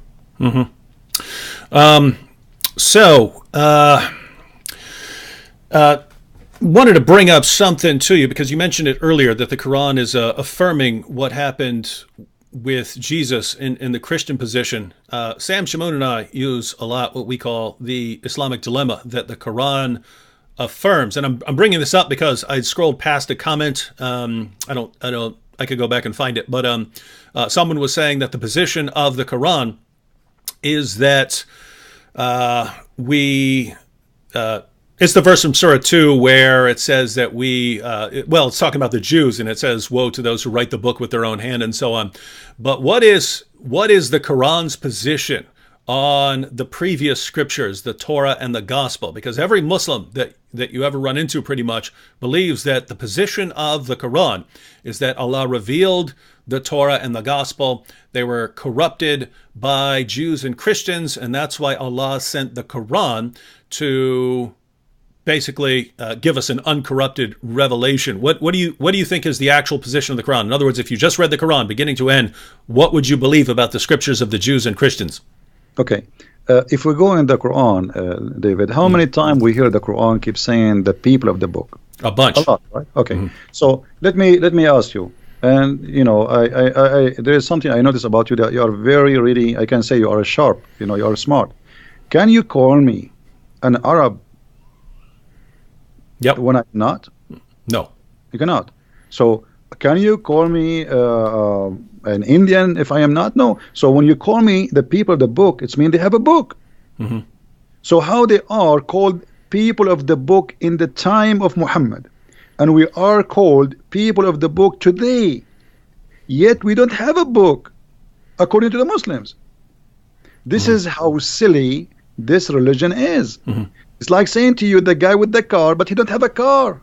It's like saying to you the guy who have hair, but he don't have a hair.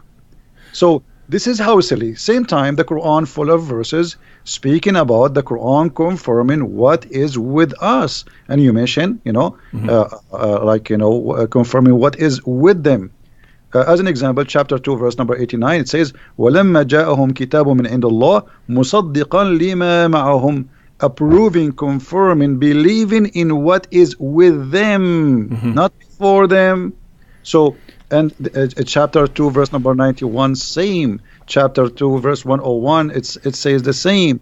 Chapter 2 verse number 213, it says the same. So, you know, all over the Quran we find the same reference, but the Muslims, they cannot find really anything. It says that the Bible is corrupt. You see, the Muslim, they says, the Quran says, يُحَرِّفُونَ الْكَلُمْ عَنْ مَوَاضِعُهُ. What does that mean? You go to the interpretation, they say they change the meaning of it. This is their scholars, not me.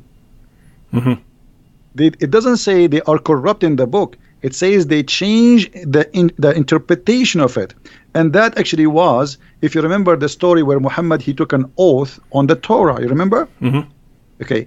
A Jewish guy, he put his finger over the word stone. Okay, stone them, the punishment of stoning. So this is what is this is what the verse is talking about. But this is how that can be corruption. You know, the corruption supposedly here happened because the guy, he tried to hide the word in the Torah. And if it is corrupted, and Muhammad, he knew the book is corrupted, Where is the hadith where Muhammad he says the Quran, the Bible is corrupted? I want to see it. Same time, the Quran never says, what they are claiming to be, and even their scholars don't agree with them.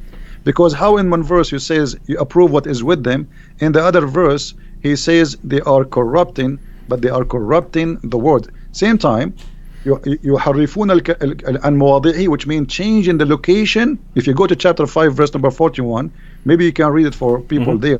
I will give you a little bit of time to find it. In chapter 5 verse number 41, it says that corruption here is a change in the location of the words from its location. Does it say that, David? So 541, O Messenger Muhammad, let not those who hurry to fall into disbelief grieve you of such who say we believe with their mouths, but their hearts have no faith. And of the Jews are men who listen much and eagerly to lies, listen to others who have not come to you. They change the words from their places. Okay, so the corruption here is not taking the verses, is changing the words from their places. All right. Now, if this is corruption, that means the whole Quran is corrupt. Because a chapter of, we just mentioned how the Quran says, today I completed your religion for you, right? The Muslims, they agree that the first chapter was given to Muhammad is now number 96. So if it changing the words from its place will make corruption, that means the Quran is the first one to be called corrupt book, because the whole Quran is messed up. This is not how Muhammad received the Quran, even according to Muslims. So here there's nowhere it says that they took the verses out of the Bible. Always says يحرفون الكلام من بعد مواضعه, some of it. But if you go to the interpretation, it says that they change the meaning. They do not really take it, not literally. They change it from its. And this is the story about the Jewish guy who put his hand over the verse where it says stoning to death. Yeah, and just so everyone read that entire passage, everyone. We just went to Surah 5, verse 41, but the entire passage that follows, especially verses 43 and 47, and then 48, they basically give an outline of the true position of the Quran. So when the Jews come up to Muhammad to settle a dispute, Allah gives a response in verse 43 that they don't need you, Muhammad. They don't need you, Muhammad, because they've got the Torah. And if they don't judge by the Torah, then they're in trouble. So the position, now notice that would make no sense if the Torah has been corrupted. Then they would need Muhammad to correct them. But instead, it's, hey, Muhammad, they don't need you. They've got the Torah. Then in verse 47, Christians are supposed to judge by the gospel. And then verse 48, and Muslims judge by the Quran. So the position of the Quran is that each group has its book that it's supposed to judge by. Unfortunately for Islam, Muslims eventually went to the Torah and the gospel and realized they don't line up with Muhammad. That should have been the clear proof that you need that you're dealing with a false prophet. Instead, you just said, oh, I guess they corrupted it, contrary to everything that Allah has said in the Quran. And David, what about verse number 68, chapter 5, verse number 68? Oh, yeah, awesome. Doesn't it say that you people of the book, you should practice, you should follow the Torah and the Bible? Okay. Yeah, it says we have no ground to stand upon if we do not stand upon the Torah and the gospel. So how we don't have a book and we the Quran is saying to us we have to follow that book? That's really stupid. I mean, give us the book. Yeah, guys. So going back to what Christian Prince was saying earlier, that the Quran repeatedly calls us the people of the book, calls Jews and Christians the people of the book, right? So it's talking about a book that we have. According to what Muslims are saying today, our book was already corrupted. Well, that would have to mean when Allah is calling us the people of the book, then it must be doing so in an insulting fashion, according to what Muslims are telling us, right? When it calls us the people of the book, it would be calling us people of the corrupt book, right? People of the distorted book or something like that. But that's not what the Quran says. And so going through the other passages that Christian Prince brought up, the Quran is affirming the book that we have. And so, guys, you just have a problem here. And you need to recognize every Muslim wants to believe that the Torah and the gospel have been corrupted because they know that the Torah and the gospel do not line up with Islam. So they have to say it's been corrupted. But as soon as you say it's been corrupted, you're telling us that you know more than your God because your God didn't know and your prophet didn't know. So you are greater in knowledge than your God. And so maybe you guys should be worshiping yourselves since you know more than your God. David, why the Muslims don't tell us why Allah he wrote the whole Torah to Moses in his hand? The Muslims don't believe in the Ten Commandments alone. They believe that Allah he wrote the whole Torah in his hand on tablet. Okay, what was the purpose if he will not protect the Torah at least? I mean, why? How many load of trucks Moses he need to carry the whole Torah? Imagine the whole Torah written in rocks. So Allah wrote it by his hand, and then that Allah, that's it. Everything is gone. So the Muslims, they have tons of stories. The whole story is that okay, we cannot find Muhammad in your books, so we don't accept your book. As simple as that. If we put Muhammad there, if you add now, if you print a new Bible, fabricate a new Bible and make Muhammad there, they will, Muslims, all of them, they will accept it. Like as an example, there is a very famous book. The Muslims, the Gospel of Barnabas. Right. Yeah. Okay. But this book is stupid. I mean, Yeah. It's a 13th to 15th century forgery that was written in Italian. I mean, it's written. Not only that, this book is saying that Muhammad himself is Jesus himself. Muhammad himself is the Messiah. So the Muslims, they speak big mouth about it, but then nobody read it. But just because the name of Muhammad is there, supposedly they like it and they promote it and they made article about it, but none of them will accept it because they are hypocrite. If you accept the book, okay, I challenge you to publish it and accept it as this is the true Bible for the Muslims. But they will not do that, because they knew it's a fabrication. And this is the sign of the hypocrisy when somebody says to you, I like to eat shish kebab, but I will never order it. He will never order it, but he like to eat it. So how come you like this book, but you will never order it to be your book in the library to teach your children? Because he's a hypocrite. All right, so we've got about, we want to cut off by 10 o'clock, so we got about 20 minutes left. Here's a good question from the Apostate Prophet. You know the Apostate Prophet, Christian Prince? Yes. Yes. The Apostate Prophet says, could it be, so he's going back to the crucifixion of Jesus. Actually, he probably posted it back when I'm way behind on comments. I'm only like halfway scrolled through the comments. But he said, so this is probably when we were talking about the crucifixion earlier.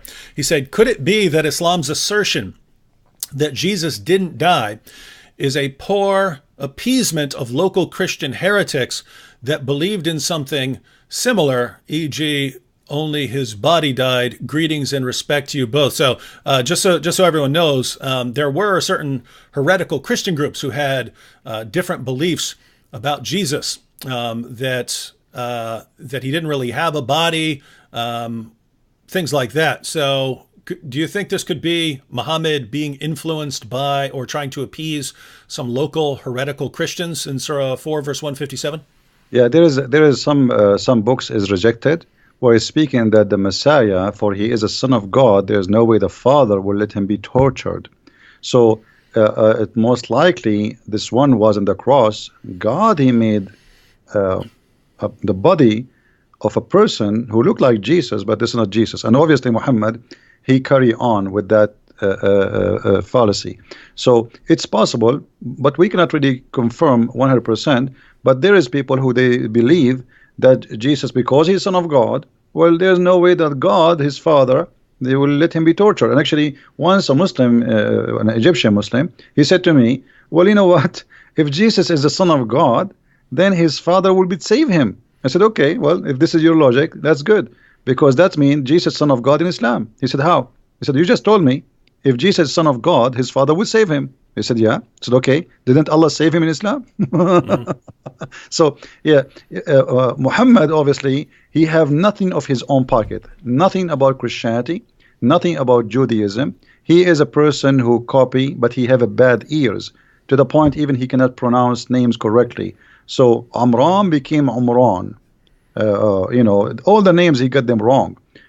So Muhammad, he cannot be a person who is making things as much he is copying, especially when it's come to Christianity and Judaism. And even the stories of, like, as an example, the chapter in 18 is speaking about the 7 sleepers. But this is a story written hundreds of years before Muhammad, and it's a fictional story. Yep. So how Muhammad put it in the Quran? Because simply he's trying to bring stories which is interesting to his book and make himself a prophet who knows.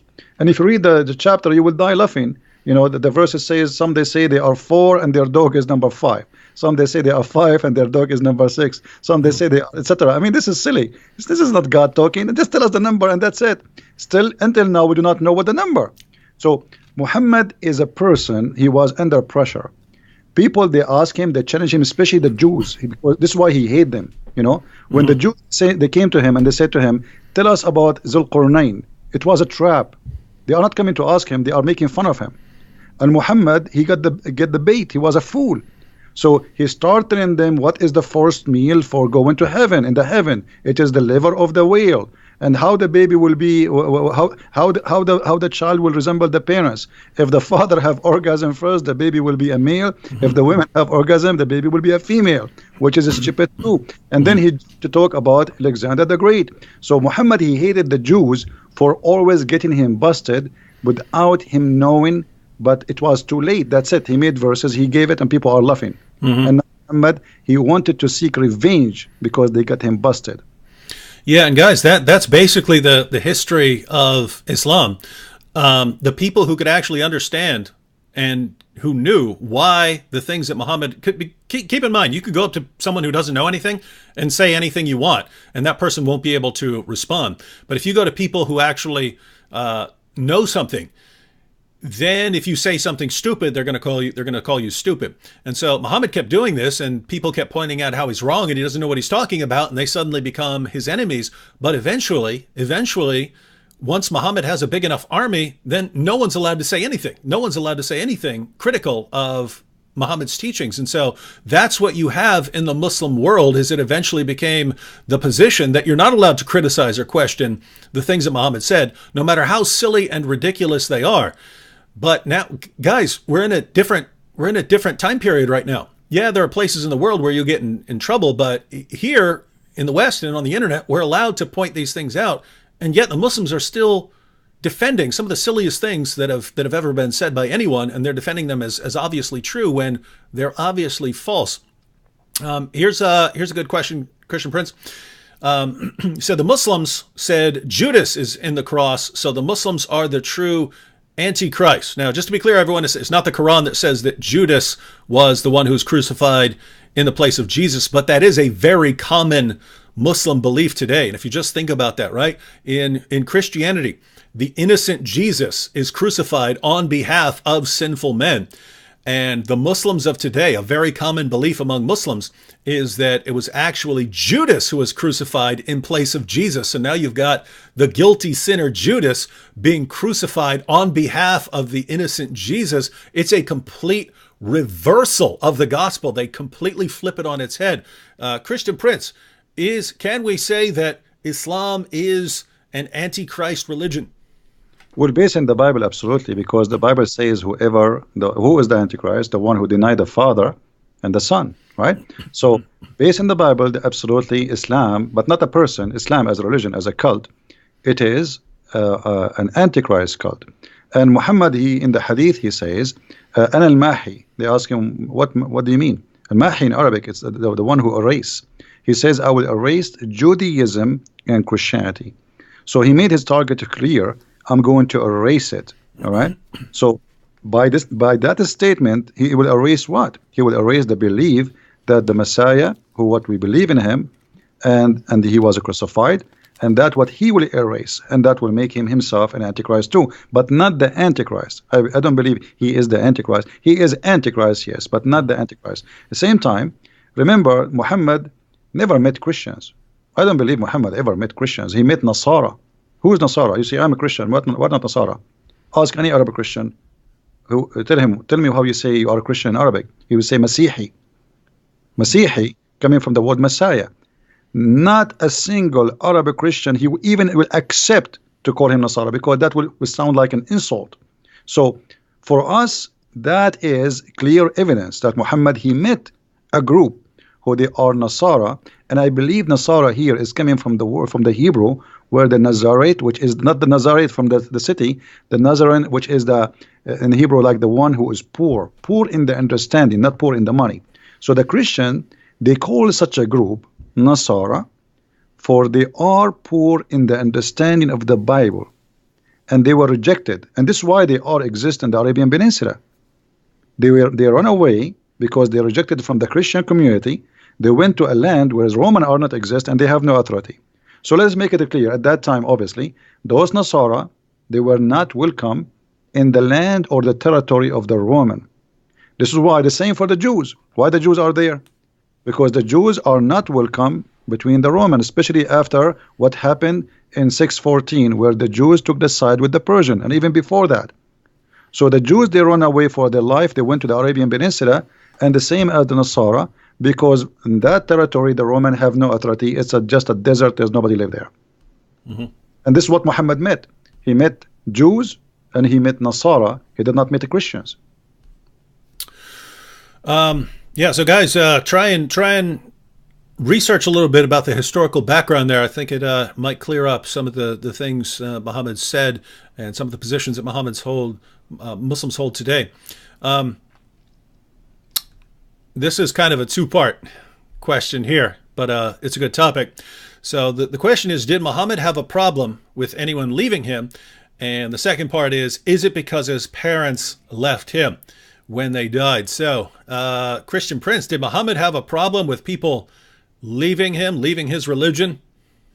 Well, yeah, Muhammad, he says that the one who changed his religion, kill him, and Muhammad, I don't think Muhammad, we do not know really the real fathers or parents of Muhammad. All the stories about Muhammad, like as an example, what is the name of the father of Muhammad? Abdullah, right? Okay, how his name is Abdullah, but he don't believe in Allah? I mean, this is stupid, right? So how they call him Abdullah, but their family, his family, they don't believe in Abdullah. If you go and read all the names of the family of Muhammad, you will see Abdul Muttalib, Abdul Uzza, Abdul Manat. So all of them, they are worshipping idols. So why the father of Muhammad was called Abdullah? And yet they say to us, you don't believe in Allah. So that is silly. And Muhammad, if you have my books, you will see that Muhammad was born 4 years after his father's death.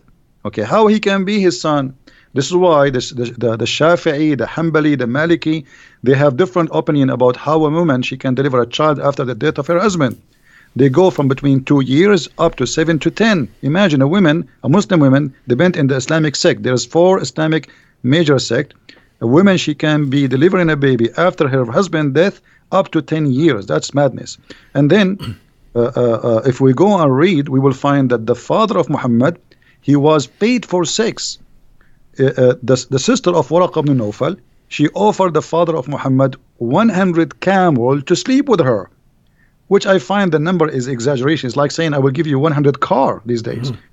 100 camel for the Arab at that time, this is like you will make you really rich. So he told her, I will go to the mother of Muhammad and I will come back to you, which means he agreed. When he came back, she said, I have no need for you no more because you slept with that woman. So here you notice, you understand from the Muslims books that Muhammad's father was a gigolo in the term of getting money for sex. And then the father of Muhammad and his grandfather, supposedly they marry the same women, and then they have sons and they have different ages, and Muhammad's father, he died supposedly 4 months or 3 months after the marriage, the wedding. So how Muhammad can be born 4 years after? Mostly, I believe, this is my belief from my study, that Waraq ibn Nawfal is the real father of Muhammad, not Abdullah. This is why I always find Muhammad is with Waraq ibn Nawfal. When Waraq ibn Nawfal, if you remember the hadith, it says when Waraq ibn Nawfal, he died, what Muhammad tried to do? He tried to jump from... okay, you're talking about the suicide attempt. Yeah. But this is when, after Waraqah, he died. Okay, why when Waraqah died, Muhammad, he became so desperate? What happened? Because he have a special relationship with him. When Muhammad was lost as a child, where they found him? With Waraqah. When Muhammad lost in the desert, where they found him? With Waraqah. Waraqah is everywhere in the life of Muhammad. So when Waraqah, he died, according to the hadith in Sahih al-Bukhari, and this is Sahih, they cannot say it's a lie, it says that the inspiration of Allah paused. Allah will not send Quran no more. And Muhammad became so sad, and he decided to jump from the top of the mountain, and he tried to do that many times. And each time he go to the top of the mountain, Jibreel, he appeared to him and he says, don't do it, for sure you are a prophet of Allah. So this is what is written in Sahih Bukhari, hadith number 6982. But why Waraqa is all over, and why Waraqa, even Waraqa is the one who told him what is the name of the angel who met him, right, when he squeezed him. Okay, how Waraqa he knew? I mean, he did not even see him. And why Khadija, she took him to Waraqa? So Waraqa is all over the life of Muhammad. There is two people, they made Muhammad a prophet: Khadija money and Waraqa. All right. This one's about Lot, and we'll probably take one or two more real quick after this. But this one is about Lot, and she says, "Can you explain how Lot became a prophet in Islam, and why did Muhammad think that Lot was a prophet?" And guys, if you don't know why this is important, in the Bible you have the story of Lot. Lot and Abraham separate.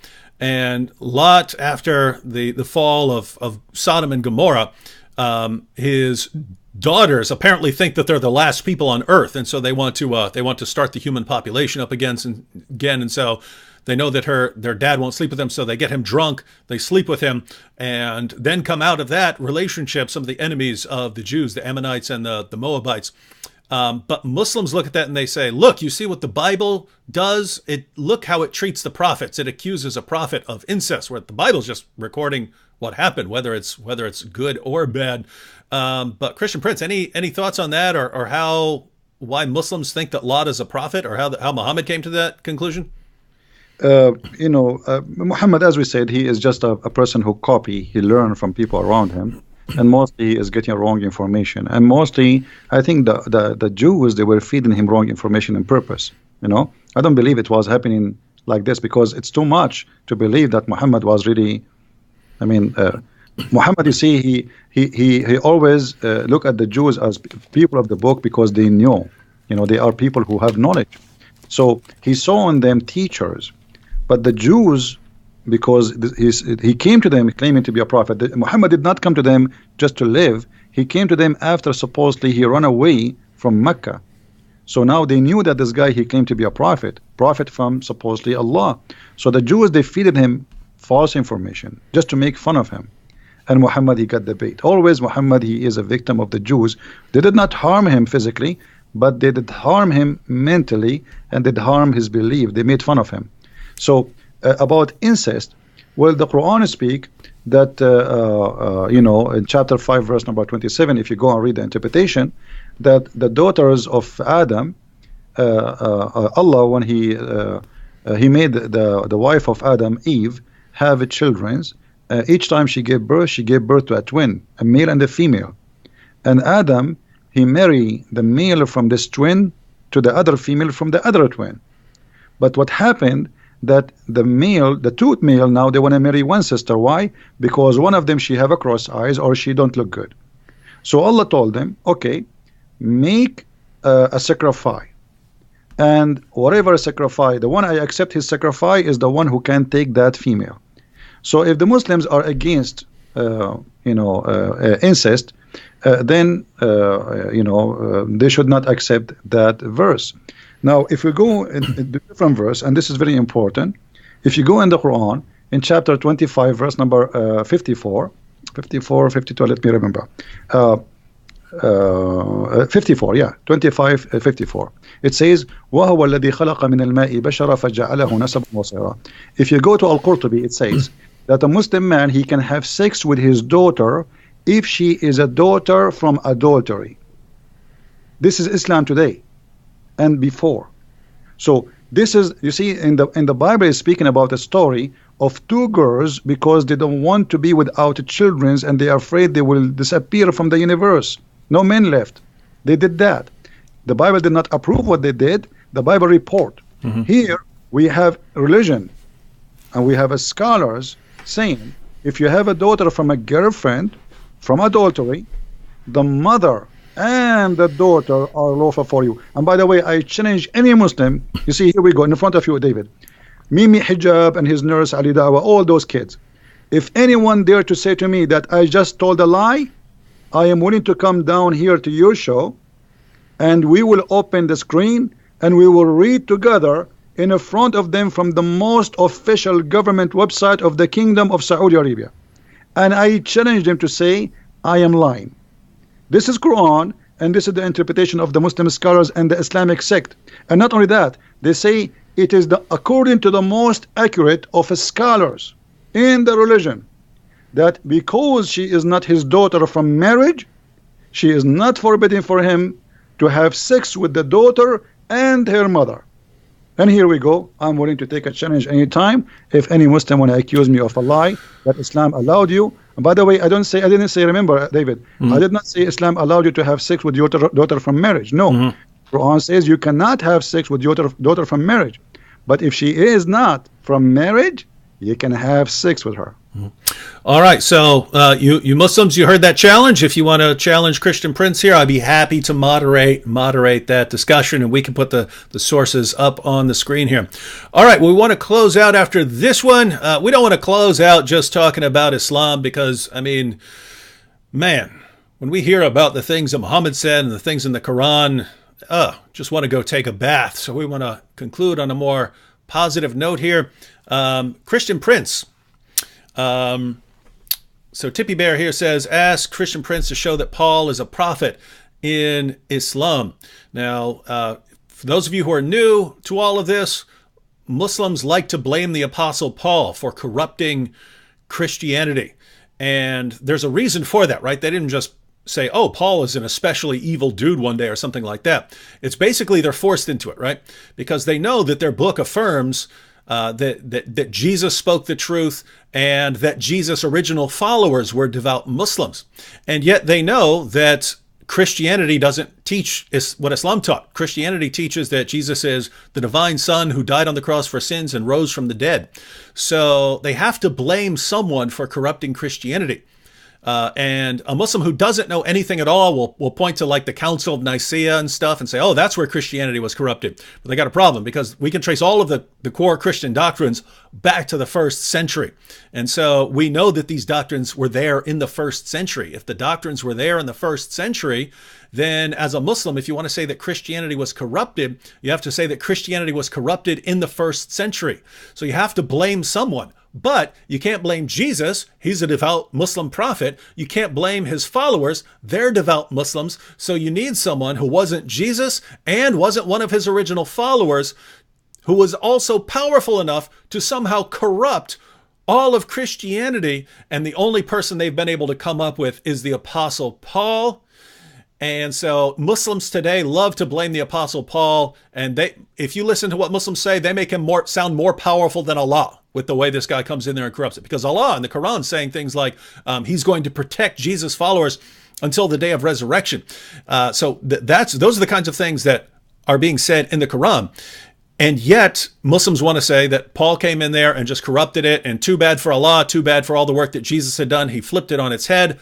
But if I understand correctly, Christian Prince, that was not the position of Muslims centuries ago. Is that correct? Well, you know, this is a challenge for the Muslims. It looked like the Muslims, Zakir Naik, Brother Titter, I told you that the one who collapsed the Bible, it is named Paul. And Paul, he is the one who fabricated the Bible. Now, okay, Zakir Naik, can you show us reference where Paul, he corrupted the Bible? They did that. Can you show us the reference where it says that Paul is the one who corrupted the Bible? So Muslims, they are copy-paste people. They don't have any knowledge. I am saying to you Muslims, look like you are a lot smarter than your prophet, because your prophet, he have no idea about Paul. He never said such a thing. Ibn Kathir, he says, if you go to chapter 36 in the Quran, you will see in verse number 14, it says, we sent to them, إِذْ أَرْسَلْنَا إِلَيْهِمْ إِثْنَيْنِ فَكَذَّبُوهُمَا. We sent to them 2 messengers, and then we sent the 3rd to string them. If you go to Ibn Kathir, you will see Ibn Kathir, not the Christian Prince, saying that the 3rd is Paul. So Ibn Kathir, he must be Christian. He must be working for us. Maybe we paid him. Look like Zakir Naik and Didat are smart, and Ibn Kathir is a donkey. So obviously here there is some kind of copy-paste agenda, and nobody want to read. You know, they heard Zakir Naik saying that, they heard Didat saying that, and we copy and we throw it. Now the question, the challenge for the Muslims, Why your prophet do not know about Paul being corrupt in the Bible? Why Allah did not say that in the Quran? And why in chapter 36, verse number 14, according to you Muslims, those are three messengers, three musketeers, sent by Jesus. How Jesus can send people to be messengers unless he is God? How a prophet, he can make you a prophet? How somebody, he himself, he is just a prophet, he can make you a prophet? Not only that, if you go and read the interpretation, you will see that they resurrected people from death. Those three, Paul and John, Johanna, and Peter, they resurrected people from death. And the most strong one of them is Paul. Because look like Paul, for Muhammad, he have a black belt. So he is the most strong one, according to Ibn Kathir and the biggest scholars. But Paul is the enemy of Allah, according to the Abduls, who have no idea what they are talking about. So my friend, Muslims are the same as somebody, his wife is a cheater on him. He is the last one to know. Don't learn Islam from a Muslim. They do not know. You don't speak the language, and even the one who speak the language, he lie in order to protect, as Mimi Hijabi did. Now, that is interesting that the earlier generation of Muslims, earlier generations of Muslims and Muslim commentators, it's almost like they had more respect for the Quran than Muslims today, because, you know, if you look at what the Quran says, that Allah protected the true followers of Jesus until they became victorious over those who rejected Jesus. Well, the people who became victorious in Christianity were people who believed in the Apostle Paul. They believed in the Gospels that we have. They believed in the letters of Paul. So according to the Quran, those are the true followers of Jesus. Again, Allah said that he was going to protect the Christians, Jesus followers, until the day of resurrection. When your average Muslim believes that Paul immediately came in there and undid all the work that Jesus had done, and Allah couldn't stop him. And so it's just the earlier generations of Muslims wanted to say, no, Paul was someone who was sent by Jesus. They had to believe that, because otherwise they're accusing Paul of being more powerful than Allah, and they didn't want to do that. Muslims today, nope, they want to deify Paul. In other words, you've got Muhammad here, right? You've got Muhammad, and Muhammad is a slave of Allah. So there's Muhammad and then there's Allah. But then, according to Muslims today, the Apostle Paul came in there and he just overpowered Allah. So the Apostle Paul's more powerful than Allah, but Paul calls himself a mere bondservant of the Lord Jesus Christ. So, according to Muslims today, you've got Muhammad, but Allah is more powerful than him, but Paul's more powerful than Allah, and Paul is a mere bondservant of the Lord Jesus Christ. My Muslim friends, whom should you be listening to? Muhammad? Allah? No, of course you should be turning to the Lord Jesus Christ. All right, Christian Prince, we want to close out, but any last words you have for the Muslims who are watching? I feel sorry for them, and you are following a false god. You do not know where the sun set. You do not know how the day and the night they work. You do not know how the baby is made. You know nothing. I feel sorry for you. And thank you, David, for having me. I really appreciate you inviting me here. It was a pleasure to speak to you. This is the first time we have a conversation, and I was honored to be in your program, and thank you very much, and God bless you, and God bless your family, and we pray for them. Thank you. And I like what you said there, Christian Prince, that we feel sorry for some of these people. I don't hate Muslims. But we feel bad for you, right? You've been misled all your lives. You've been fed false information all your lives. And so we're here because we're trying to help you. We've dedicated our lives to trying to help you, because you've been manipulated and brainwashed all your life into believing things that are obvious nonsense. And then someone like Christian Prince comes along and he tries to show you, guys, you've been lied to all your life. I want you to know the truth. I want you to spend eternity with the Lord Jesus Christ. And you hate him for it. Why would you hate someone who spends his life trying to help you guys? All right, so thanks to Christian Prince for joining us, and people are already asking in the chat when we will do something like this again. But now we're in contact, so maybe we'll pick some specific topic for next time when we could get together and discuss a topic. Or if a Muslim wants to have a discussion with Christian Prince, again, I'd be happy to moderate. But everyone, again, be sure to hit that like button. And you have the links to Christian Prince's his channel, his Facebook page, and his Patreon. So again, before you leave, go ahead and click that Patreon link and support him for $5-10 a month or something like that. Some of you have awesome jobs and stuff like this, and you could support him with $100 a month or something like that. But again, as someone who knows how much work goes into really putting out lots of content on Islam and buying the resources and having good equipment, there's a lot of costs associated just with doing stuff on YouTube and Facebook and stuff like that. So if you want to see Christian Prince continue doing his work and doing more in the future, be sure to support him. Other than that, I'll see you all again next time. Be sure to subscribe to our channels if you're not subscribed, and God bless everyone.